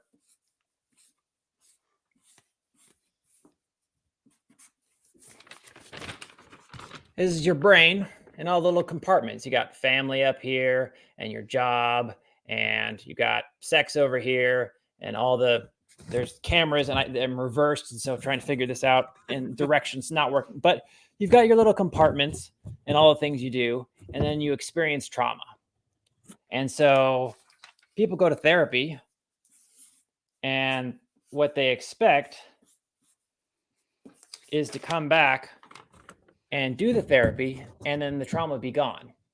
Mm-hmm. But that's not what happens. What you have to do is actually take the time, over time, to grow your other pieces around it larger. Because the trauma is there. It's going to stay there forever. You're going to be affected by it. And what you have to understand is that it occupies a large portion of your space when you first get it. It's just there. It's all there. Over time, it's not getting smaller. Everything else is getting bigger. The relationship between the two changes. And when you can make that distinction, you can start to see that, like, okay, it's not going to go away. I'm not going to fix it. It's just something I'm going to learn to be okay with in time. It won't be as much of my real estate. And that's true. You suffer a loss, and it's like you grieve heavily to start, and then you start grieving a little less, and then a little less, and a little less. And the journey for everyone, whether it's depression or grief or anxiety or PTSD or some sort of trauma, the time it takes to get there is different for each person and each individual event. But every event teaches you that okay, I can make through it this time because I've made it through before, even though last time was just as hard. And so just having that mindset that like the darkness isn't something you escape, your problems are something that you fix can help alleviate the stress that comes with it because it's like, I know it will get better. This too shall pass. That's that whole, you know, the foundation of that. It doesn't make it any easier knowing that like you lose someone's grief still sucks. Being depressed for weeks on end is still shitty. But if you can understand that it won't always be that way, if you can look at how is today compared to yesterday, is there any improvement? No? Okay, well, let's try to see if we can make an improvement tomorrow. Like you make little steps and you can get there. Time heals all wounds is a bullshit saying, and it's got a little bit of truth to it, but I hate it because, you know, the patience game is not one that I'm all that fond of. But it does. Sometimes it's just you got to wait it out. Mhm. Yeah, I mean, just take it day by day. I mean, whatever you're going through, you know, like you said, you know, it's it's still gonna suck tomorrow. It's still gonna suck the next day, but you know, maybe they'll suck just a tiny bit less. And the thing is like if you've ever been happy in your life, that doesn't mean that you can't have that again. That's just it. Like you know what happiness feels like. You can go back to that. Just might take you a while to get there. Yeah. What are your thoughts, Rob? I thought that was an interesting perspective, especially with the drawing. And the only thing that I was thinking too on that too is like those those areas in your brain, like, you know, family, loved ones, friends, passion, sex, all those things. I feel like too, if you lean into the things that bring you that happiness, even when you feel shitty, um, that helps grow out the trauma to the point where the trauma becomes less. Not only are you compounding it with time, but you're separating it by doing things that like kind of like bounces it out. And as you like drew that third picture, you know, the trauma got smaller Mm-hmm. and it's still there, but you're like almost overflowing it with time and the those other areas that are good. And Right. It's no longer your focus. yeah, yeah, no, I thought it was cool. I like that a lot actually. Yeah. And The only I go sorry, ahead. I just have one thing. The only thing I would say on that is there are people who focus too much on one area, say whether it's anything, you know, and they get too focused. Like, you know, you have that's how, you know, alcohol, especially with veterans, like they start focusing, they have one drink, two drinks, and pretty soon that's their whole personality because they're trying to escape the trauma, like you said. Like you can't escape it. Like they use alcohol as a cover and then end up making that trauma worse Yeah, because they're just using drinking's just a crutch oh and an 100%. an unhealthy one. Like I promote to everyone I come across like therapy and medication. And a lot of people will be anti-medication. And I'm like, look, if you're in your house and your plumbing breaks at your sink, and then you hire an electrician to fix it and get mad that he can't, you're an idiot. Why are you mad at the electrician? He's an electrician, not a plumber. And the same is said for your own mental trauma. In this scenario, you're the electrician because you're not a psychiatrist. You're not a therapist. You aren't trained in trauma management or even just the way the brain works, or you haven't spent all your time in school being educated on techniques and methods for handling specific problems. And so that's what that is. You go to therapy because the therapy is the plumber and you have a plumbing problem. So go learn the tips of the trade, the tricks of the trade to figure it out what it is and get you on your way. And with medication, it's basically like rehab. It's crutches. It's allowing you to do the work. Like thinking that, oh, I should just be able to go from a broken leg back to running immediately. That's not how that works. You have to have an intermediary thing to help you take the steps. And medication is just that. It's not the solution, it's allowing you the space to do the work. And it's a Yeah, pain no, in the ass. I like that analogy. That's a good analogy. It's a pain in the ass because medication is really challenging. I've been through them all. At one point I was on like 13 different medications because that's what the military does. They're like, here's pills. It's Take like, this. okay. This will fix everything. And I've managed to narrow mine down to just a handful to deal with the things that are essential, like my ability to stay awake or to go sleep and the anxiety and depression. But even that, like, you have to try them and you have to take them. And sometimes you have to take them for weeks or months before you can figure out it's effective or not effective. And then you get to move on to the next one. And cycling medications is a lot of work. It's a lot of time. But like in the end, it will never do more harm than good when it comes to mental health and improving your quality of life. There will always be an upside. It might be a very small upside, that and therapy. Like it may be a noticeable difference, but it's a difference nonetheless. So they're important. Yeah. What are your thoughts on all that, Rob? As you're trying to deal with Allie over there. Yeah, she's like losing her shit back there. Like, so the only thing that comes to mind though is I just wonder with like medication and stuff. Sometimes, like, I know that I've seen people, for example, where it actually benefits them.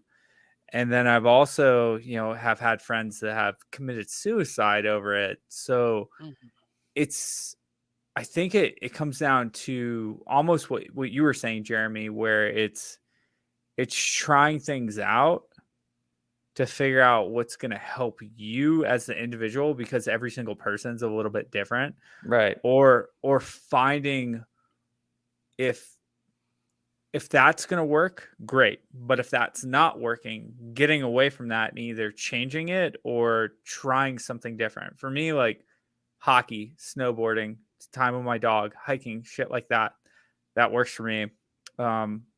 I didn't go down too deep into the rabbit hole with some of the VA stuff because some of the medications they were putting me on was making my headaches worse. Like this entire conversation, I've had like a splitting headache, but I mean that's my norm. Like it just happens occasionally, and I think it's good to have someone on like you that can actually like say, hey, like,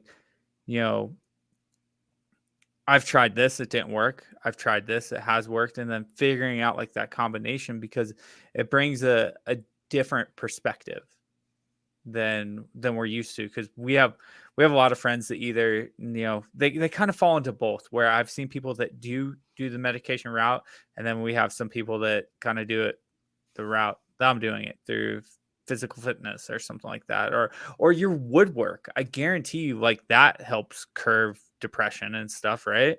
Oh yeah. I mean, my shop is my sanctuary. This place is just it's so good for me on so many levels. And like I'm predominantly anti-medication because I would like to, for the most part, not inject myself with pharmaceutical shit over and over again, because like long-term use of any medication is going to have harmful effects on the body. And there's a trade-off at a certain point that I've come to where it's like, I may die of liver or kidney stuff related to taking my medication, or my memory or my brain functioning may go out when I get older as a result of doing medication for so long. But I would rather trade, I'd rather have 70 quality of life years than 85 not so good years. Like I can extend my life, sure, but am I extending Quality it? of life. Yeah, the time doesn't work out. The maths do not math, and I'd rather have I'd rather be functioning and happy than being like, oh, I'm saving myself and my liver some, but like I'm not really doing all that well. So I take medications as minimally as I can, Mhm. as needed with my depression and anxiety. I cycle in and out of medications as I function. Like Mhm. um, last summer, I went to a medical facility in Georgia for 2 months to do TBI um, rehab because I was bottoming out and I'm like, I'm not functioning well. And I was really Mhm. lucky that the VA was the one that turned me on to this because I had a not like a social worker, but like a case manager person from the VA reach out and was just, keeping tabs on me. I was like, well, how's it going? I was like, I'm not doing well. I need help. I need help with something significant, not just a therapist or something. Like I'm just having a hard time. And told me about the Shepherd Center and the Share Initiative, um, which is a program out of Georgia that does specifically rehabilitation for veterans who have TBI. Mhm. It's a 4 to 12 week program, and it is fully paid for. It's not a dime out of pocket. And you go there, and you have a whole team dedicated to you, and you do nothing but like get yourself back on track. And you go down for 2 weeks to get evaluated to see it's like, hey, I could be of use here. Like this would be good for me, or they'll be like, okay, we'll figure out other ways to get you help. But I went down there for 2 months and got myself fixed up. So it's like I tend to know at this point because I've been doing this so long when I'm getting a benefit out of something or when I'm at my point where it's like, okay, I've been really struggling the last few months. I really should think about talking to my doctor and getting back on medication or something. And sometimes it's 6 months between windows, sometimes it's a few years. Um, but like I'm back on medication now because I haven't been functioning well because it's important for me to take care of myself because I got to take care of myself and my family, and Mhm. taking care of yourself is the first step to being functional across the board. And I don't want to be miserable. I would like to be happy. So No, figuring it out. I like it. I like it from that perspective. And one of the things that I've also heard over time too is, you know, especially with some medications, if you find that right chemical, it helps balance out whatever that chemical deficiency is. And throughout time, you can either use it to a point where it gets you to that like checkpoint where you're good and you've balanced Mhm. out the chemicals in your brain, and you can either move on without it or you can move on to a different, like almost like a chapter. Like it's like you close one chapter because you completed that chapter.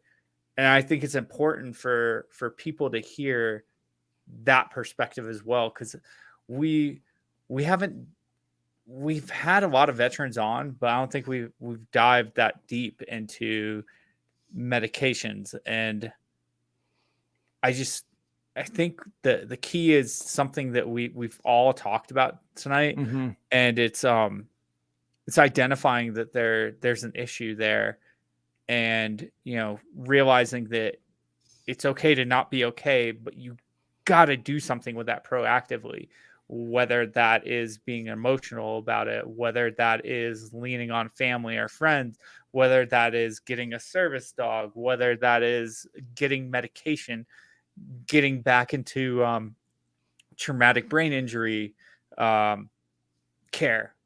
And you know I mean, like one thing that I'm personally going through is like I have anger issues, man. Like I get so mad at the stupidest shit. Mhm. And I've tried therapy for it so many times, and like I kind of like patch it up and then it just kind of goes back to it.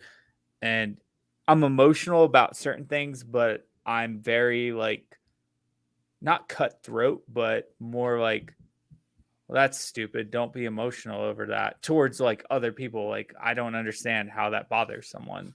Right. Like that's like ridiculous to get sad over that. There's like way worse things in life. But I think what it comes down to is each individual, including the three of us on this podcast tonight, and all the listeners, we're all different. So you take like tidbits from other people's successes and or failures and work your way through with wisdom, like you have on your shirt. Mhm. One of the things I try to keep in mind, I don't know where I heard this, but it was, any person could bring you to your knees if you could experience things their way. Meaning that like every person has the capacity to break you with their hardships if you understood it the way they understood it. In that we all suffer, we all experience what pain is. And so taking that into consideration, it's easier to navigate life with fewer snap judgments where it's like, for instance, I've never been a very aggressive driver, but like it's really easy to get upset at someone on the road for being a douche with how they drive. They cut you off or whatever, and it's like, you stupid motherfucker. Or, come on, pay attention, let's go. But it's also like, what if their kid just died? What if they just got laid off from their job? What if their marriage is falling apart? You just take the time to stop and be like, maybe they're just having a hard time. Maybe they didn't even mean it. Like, there's a lot of stuff that happens. Like, you ever cut someone off accidentally? Yeah. Like, you didn't see him or whatever. Something happens and it's like, oh, it was just an accident. But like, it's so easy to take everything personally and get upset about it. And it's like, well, if you just put some perspective where it's like, maybe they're having a bad day. It's really easy to take that and be like, oh, well, I just don't care anymore. I'll let it go.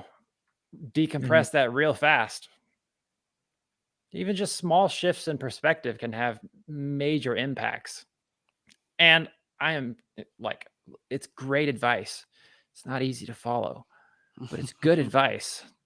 No, that's a really good perspective. We've said it on the show like many times that your worst day is your worst day. So like like what each one of us know as individual pain is that limit of what we know is pain or suffering or the things that we've been through. And yet they're all three of them are different. And then you compound that or multiply that to other people who haven't been in the same circumstances as us or different scenarios. Their worst day could be something that seems insignificant to us. So, but to them, that's what they know as their threshold. So like Right. it's hitting them and it's hurting them as hard as it's hitting them and hurting them. But to actually like take your time and think about that, because I get angry as fuck at people when they drive like You idiots. do? I had no idea. Yeah, I know. I'm on Well, the phone with him. But that's a good perspective. That's well, a the really other good thing is like, so the way this ties into like so not everyone processes trauma or deals with things the same. And so, in the military, there's a lot of stigma behind those who go outside the wire and those who don't. And it's like, if you don't go outside the wire, you shouldn't have PTSD of any sort, X, Y, and Z. You're not outside. You ain't dealing with it. What are you crying about? You're not a real veteran unless you go to combat. Exactly. All that stupid shit. Right. And I read this article in whatever newspaper they had over there. It's all military based. And it was talking about PTSD. And it said I think it was the number one or most susceptible to PTSD was chaplains. Which makes sense. I was like, huh, that's really curious. And then I read through it and then I spent the time thinking about it. And I was like, they don't go outside the wire. Sometimes they do, but like they're not usually in combat. They're not usually fighting. Mhm. Where theirs comes from is being at the bedside of the fallen soldiers, the injured, dealing with the family members and being their support. And they live in this world of trauma with veterans, and that in itself is traumatizing. And it's like that was one of those things where it's like even the most innocuous position that you wouldn't expect to have that kind of reaction to is like in itself can be one of the worst. And so you apply that across the spectrum where it's like, what's easy for me to deal with is probably very hard for someone else to deal with. But at the same time, like I've dealt with a lot of stuff and I know how to process it. I've developed the tools to learn how to deal with trauma of variety types. But maybe they have absolutely no idea what to do with it. They have all these feelings that we all feel anyways, but they don't know where to put them. And, anger as an emotion doesn't exist. Anger is not a thing. Anger is a cover up for anything else. Anger can be fear, anger can be jealousy, anger can be envy, it can be irrationality, but like anger as an emotion on its own right is always the way something else is expressed.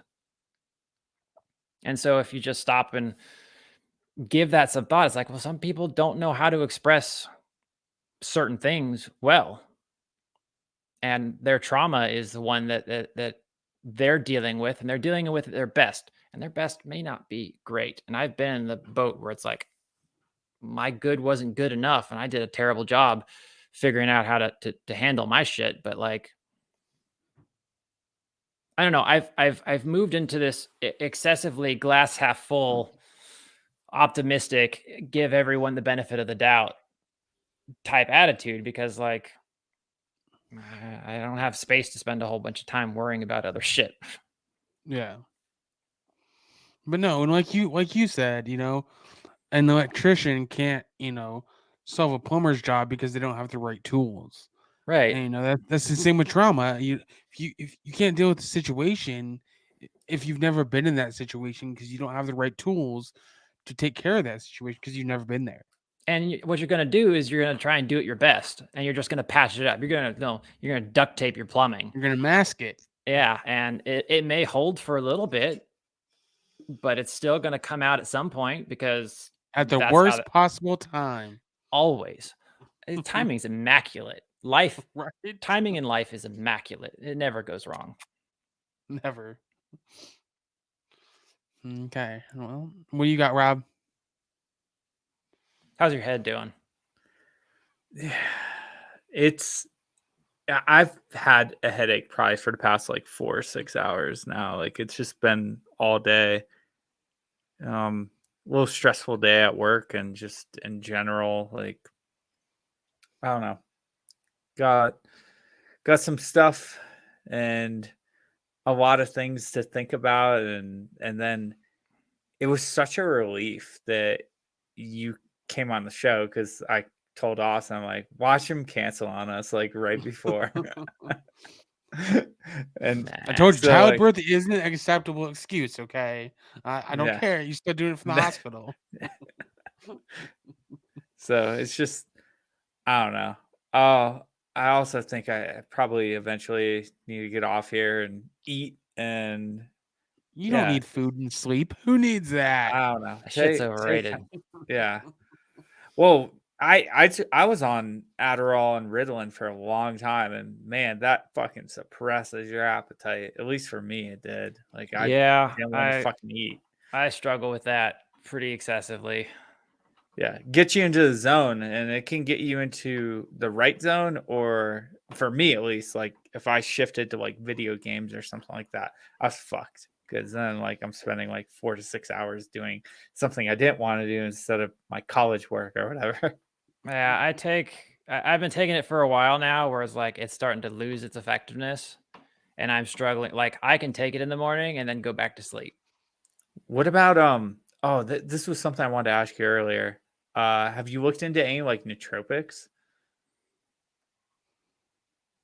The word is not ringing a bell. Can you speak further? Yeah, on I this? can elaborate. So nootropics are they are I don't know how to exactly define it, but they're different chemicals you can either find in drinks and or pill form that help with concentrating, but not like the pharmaceutical route. Like there's a company called On It, and they make a lot of weightlifting stuff. They make supplements, and one of the things that they sell is this stuff called Alpha Brain, and it's pretty fucking good. Like I've used it before, and then if you start like going down rabbit holes of finding like drinks and stuff that have nootropics in them, it's just supposed to be like a cleaner, not like super caffeinated thing. Like it helps you. Sorry, my dog is like rolling around behind me. Going crazy. Dean Alley. Well, so like Adderall as a stimulant serves two purposes. Mhm. For depending on what it's being used for. So, for ADHD, it's generally like you have someone who's hyperactive, who has a hard time focusing, but who is still like functional. Their brain works, they have energy, they work. I take it for my sleep disorder because my sleep schedule doesn't regulate itself properly. So, like, when I do not take it, I'm basically a brain dead zombie. I don't have any capacity to think in a straight line or process information or do stuff. My motivation, my energy levels, they're all just garbage. And I would basically just sleep all the time. Um, so, like, it's a stimulant in as much as caffeine is to try and get me through the day. So I pair both of those things together, and it still isn't always enough to get me moving. But I'll definitely look into some nootropics, and I I've tried so many different drugs. I've cycled through all the ones for narcolepsy, all the various stimulants. Um, I'm on Adderall now, and it works ish. It's the best that's out there so far. But like, I'm always down to try and find something better, healthier, simpler, cheaper, whatever. As long as I'm functioning, that's pretty much the Right. important part. I would like to function like a normal human being. I'm not there, and I'll never be there. My new standard of living is a little lower than what it was before on many levels, but like, as long as I'm doing all right. As long as you can get out to your wood shop and work, you're good. Yeah, and even that's a struggle at times, but I take it with a grain of salt and try to find a little bit of self-compassion when I haven't done jack shit in a day or two, and just be like, all right, that's just what I needed. And Leave yeah, it be. sometimes we just need a day or two to rest, Mm-hmm. But, Well, I'm also like in the whole artistic aspect of things. Like, if I don't have a new shiny thing that has my attention, I have no motivation to do anything. I need something that's like, oh my god, that's cool. I want to do that. And if I don't want to do it, it nails on a chalkboard uninteresting. I would rather be doing anything else but what I'm currently doing. yeah. That's why I like ping ponging around with my projects, because someone will reach out and be like, I want to make this thing. I'm like, oh, that's so cool. And I'm start thinking about planning all the ways I can make it. Just, oh, we could do this, we could do this, and this. And like, I'm so excited about it versus like, I have to do something. It's like, I don't want to do this. The variety keeps it interesting. Oh yeah. Say, well, is there? And say we're getting into 2 hours here. Do we want to get into ATI and see if and end this podcast, Rob, so you can go, get some sleep or something that you think you need? No, I think if anything, like Allie keeps losing her shit. Like that's why I've been muted for those last. She's like whining next to me, but Sure. yeah. If there's anything else, so we have this last segment. It's called ATI. It's Answer the Internet, and It's it's fucked up basically questions. it's fuck. I don't know if I all got of them are super fucked up ones. Okay, Fucked up ones. he's got Awesome. fucked up questions for you. And basically what we do is we go through them. They're would you rathers. This is the part where we tell family members if they've made it this Don't far, listen. don't listen because it's pretty fucked up stuff. Probably get into those and then we'll do some final plugs and close us out if that works with everyone. Yeah, it works for me. All right, let's get into it. Yeah, I mean, yeah, we just like to end this, the podcast on a lighthearted note with some laughs and smiles. Oh, I'm Some sure it'll be lighthearted. Some fucked up shit, So the All right. first one is, would you rather never have to pee again or never have to shit again?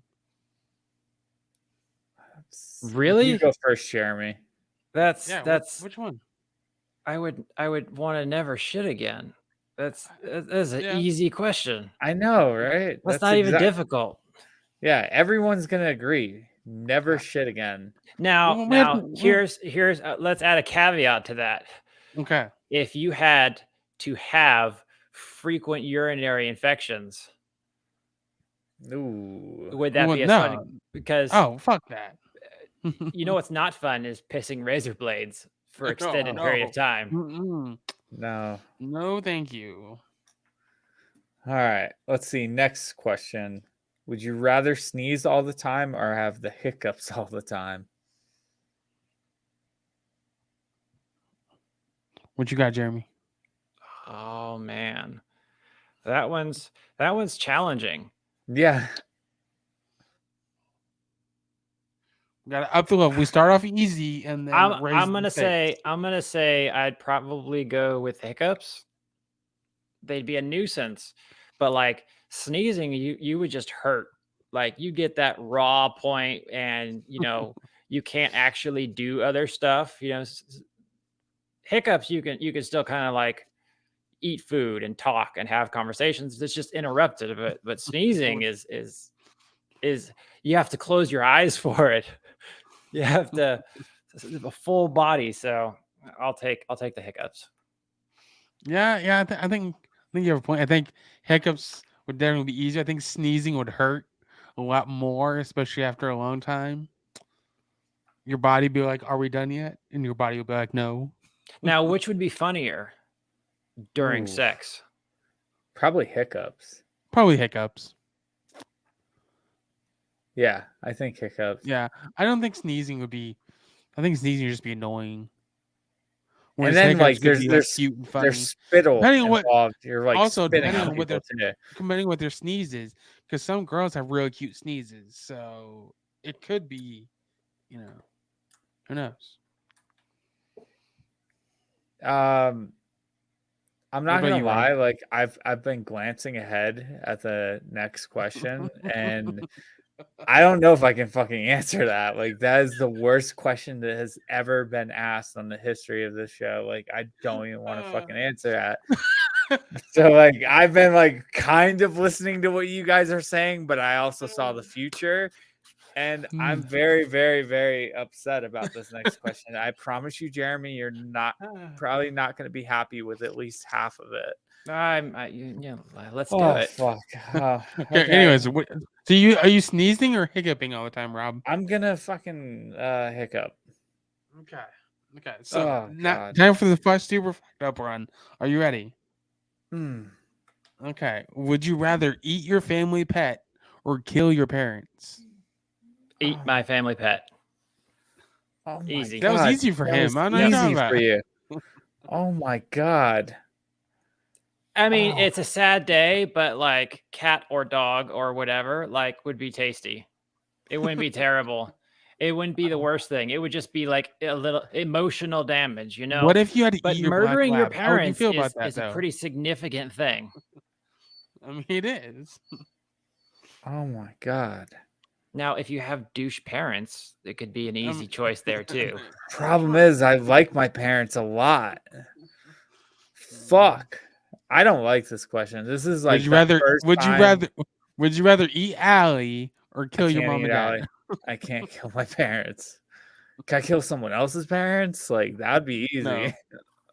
No. My dog, so during my deployment, one of our guys drove over because we did a lot of little. We had these several miles of sand dunes on the between the villages and the mountains, and we would traverse them often. And so we would go out in our little side by sides and our four wheelers with our scouts, so the heavy vehicles wouldn't get stuck. One of our guys drove through an area and got hit and blew off his leg, and he ended up dying. But in response to that, like, he was down on the ground and, ran up to him, got my dog out.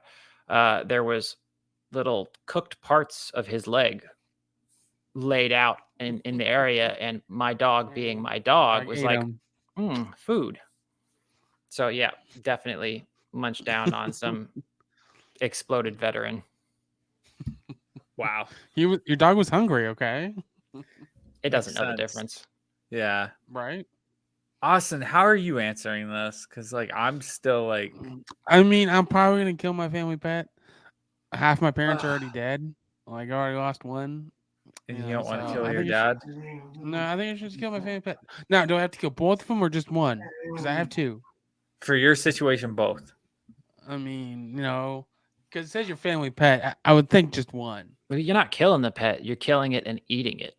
Well, hey, I mean, it might taste good. Oh my god. I guess. Oh my god, I can't kill my parents, and I can't. I guess you're eating Allie. I can't eat her though. Can she be like old? No, it has to be tomorrow. I'm killing my parents. Wow. Wow. I'm telling your mom. Allie, come here. I'm telling your mom. I just saved your life. Come here. Okay, next I just one. saved your life. All right, next one. You got it? Yeah. Would you rather see your other half in a porno video or your parents?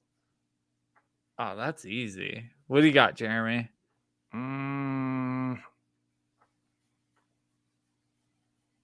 I don't particularly want to see my parents. But you want to see your wife? Do you want to see your wife fucking banged somebody out? else in a porno video?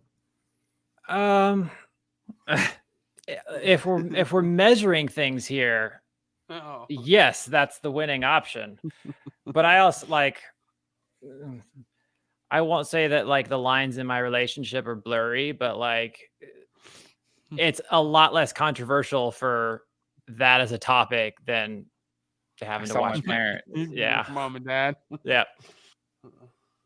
What do you got, Austin? I'm gonna go with parents. I mean, if I see my mom's not alive, so if my dad's just fucking someone else, whatever.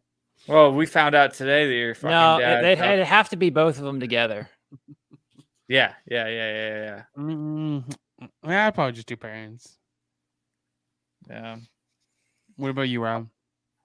Killing my parents apparently, and I'm watching them fuck. So, yep. You're watching them fucking, then you kill them.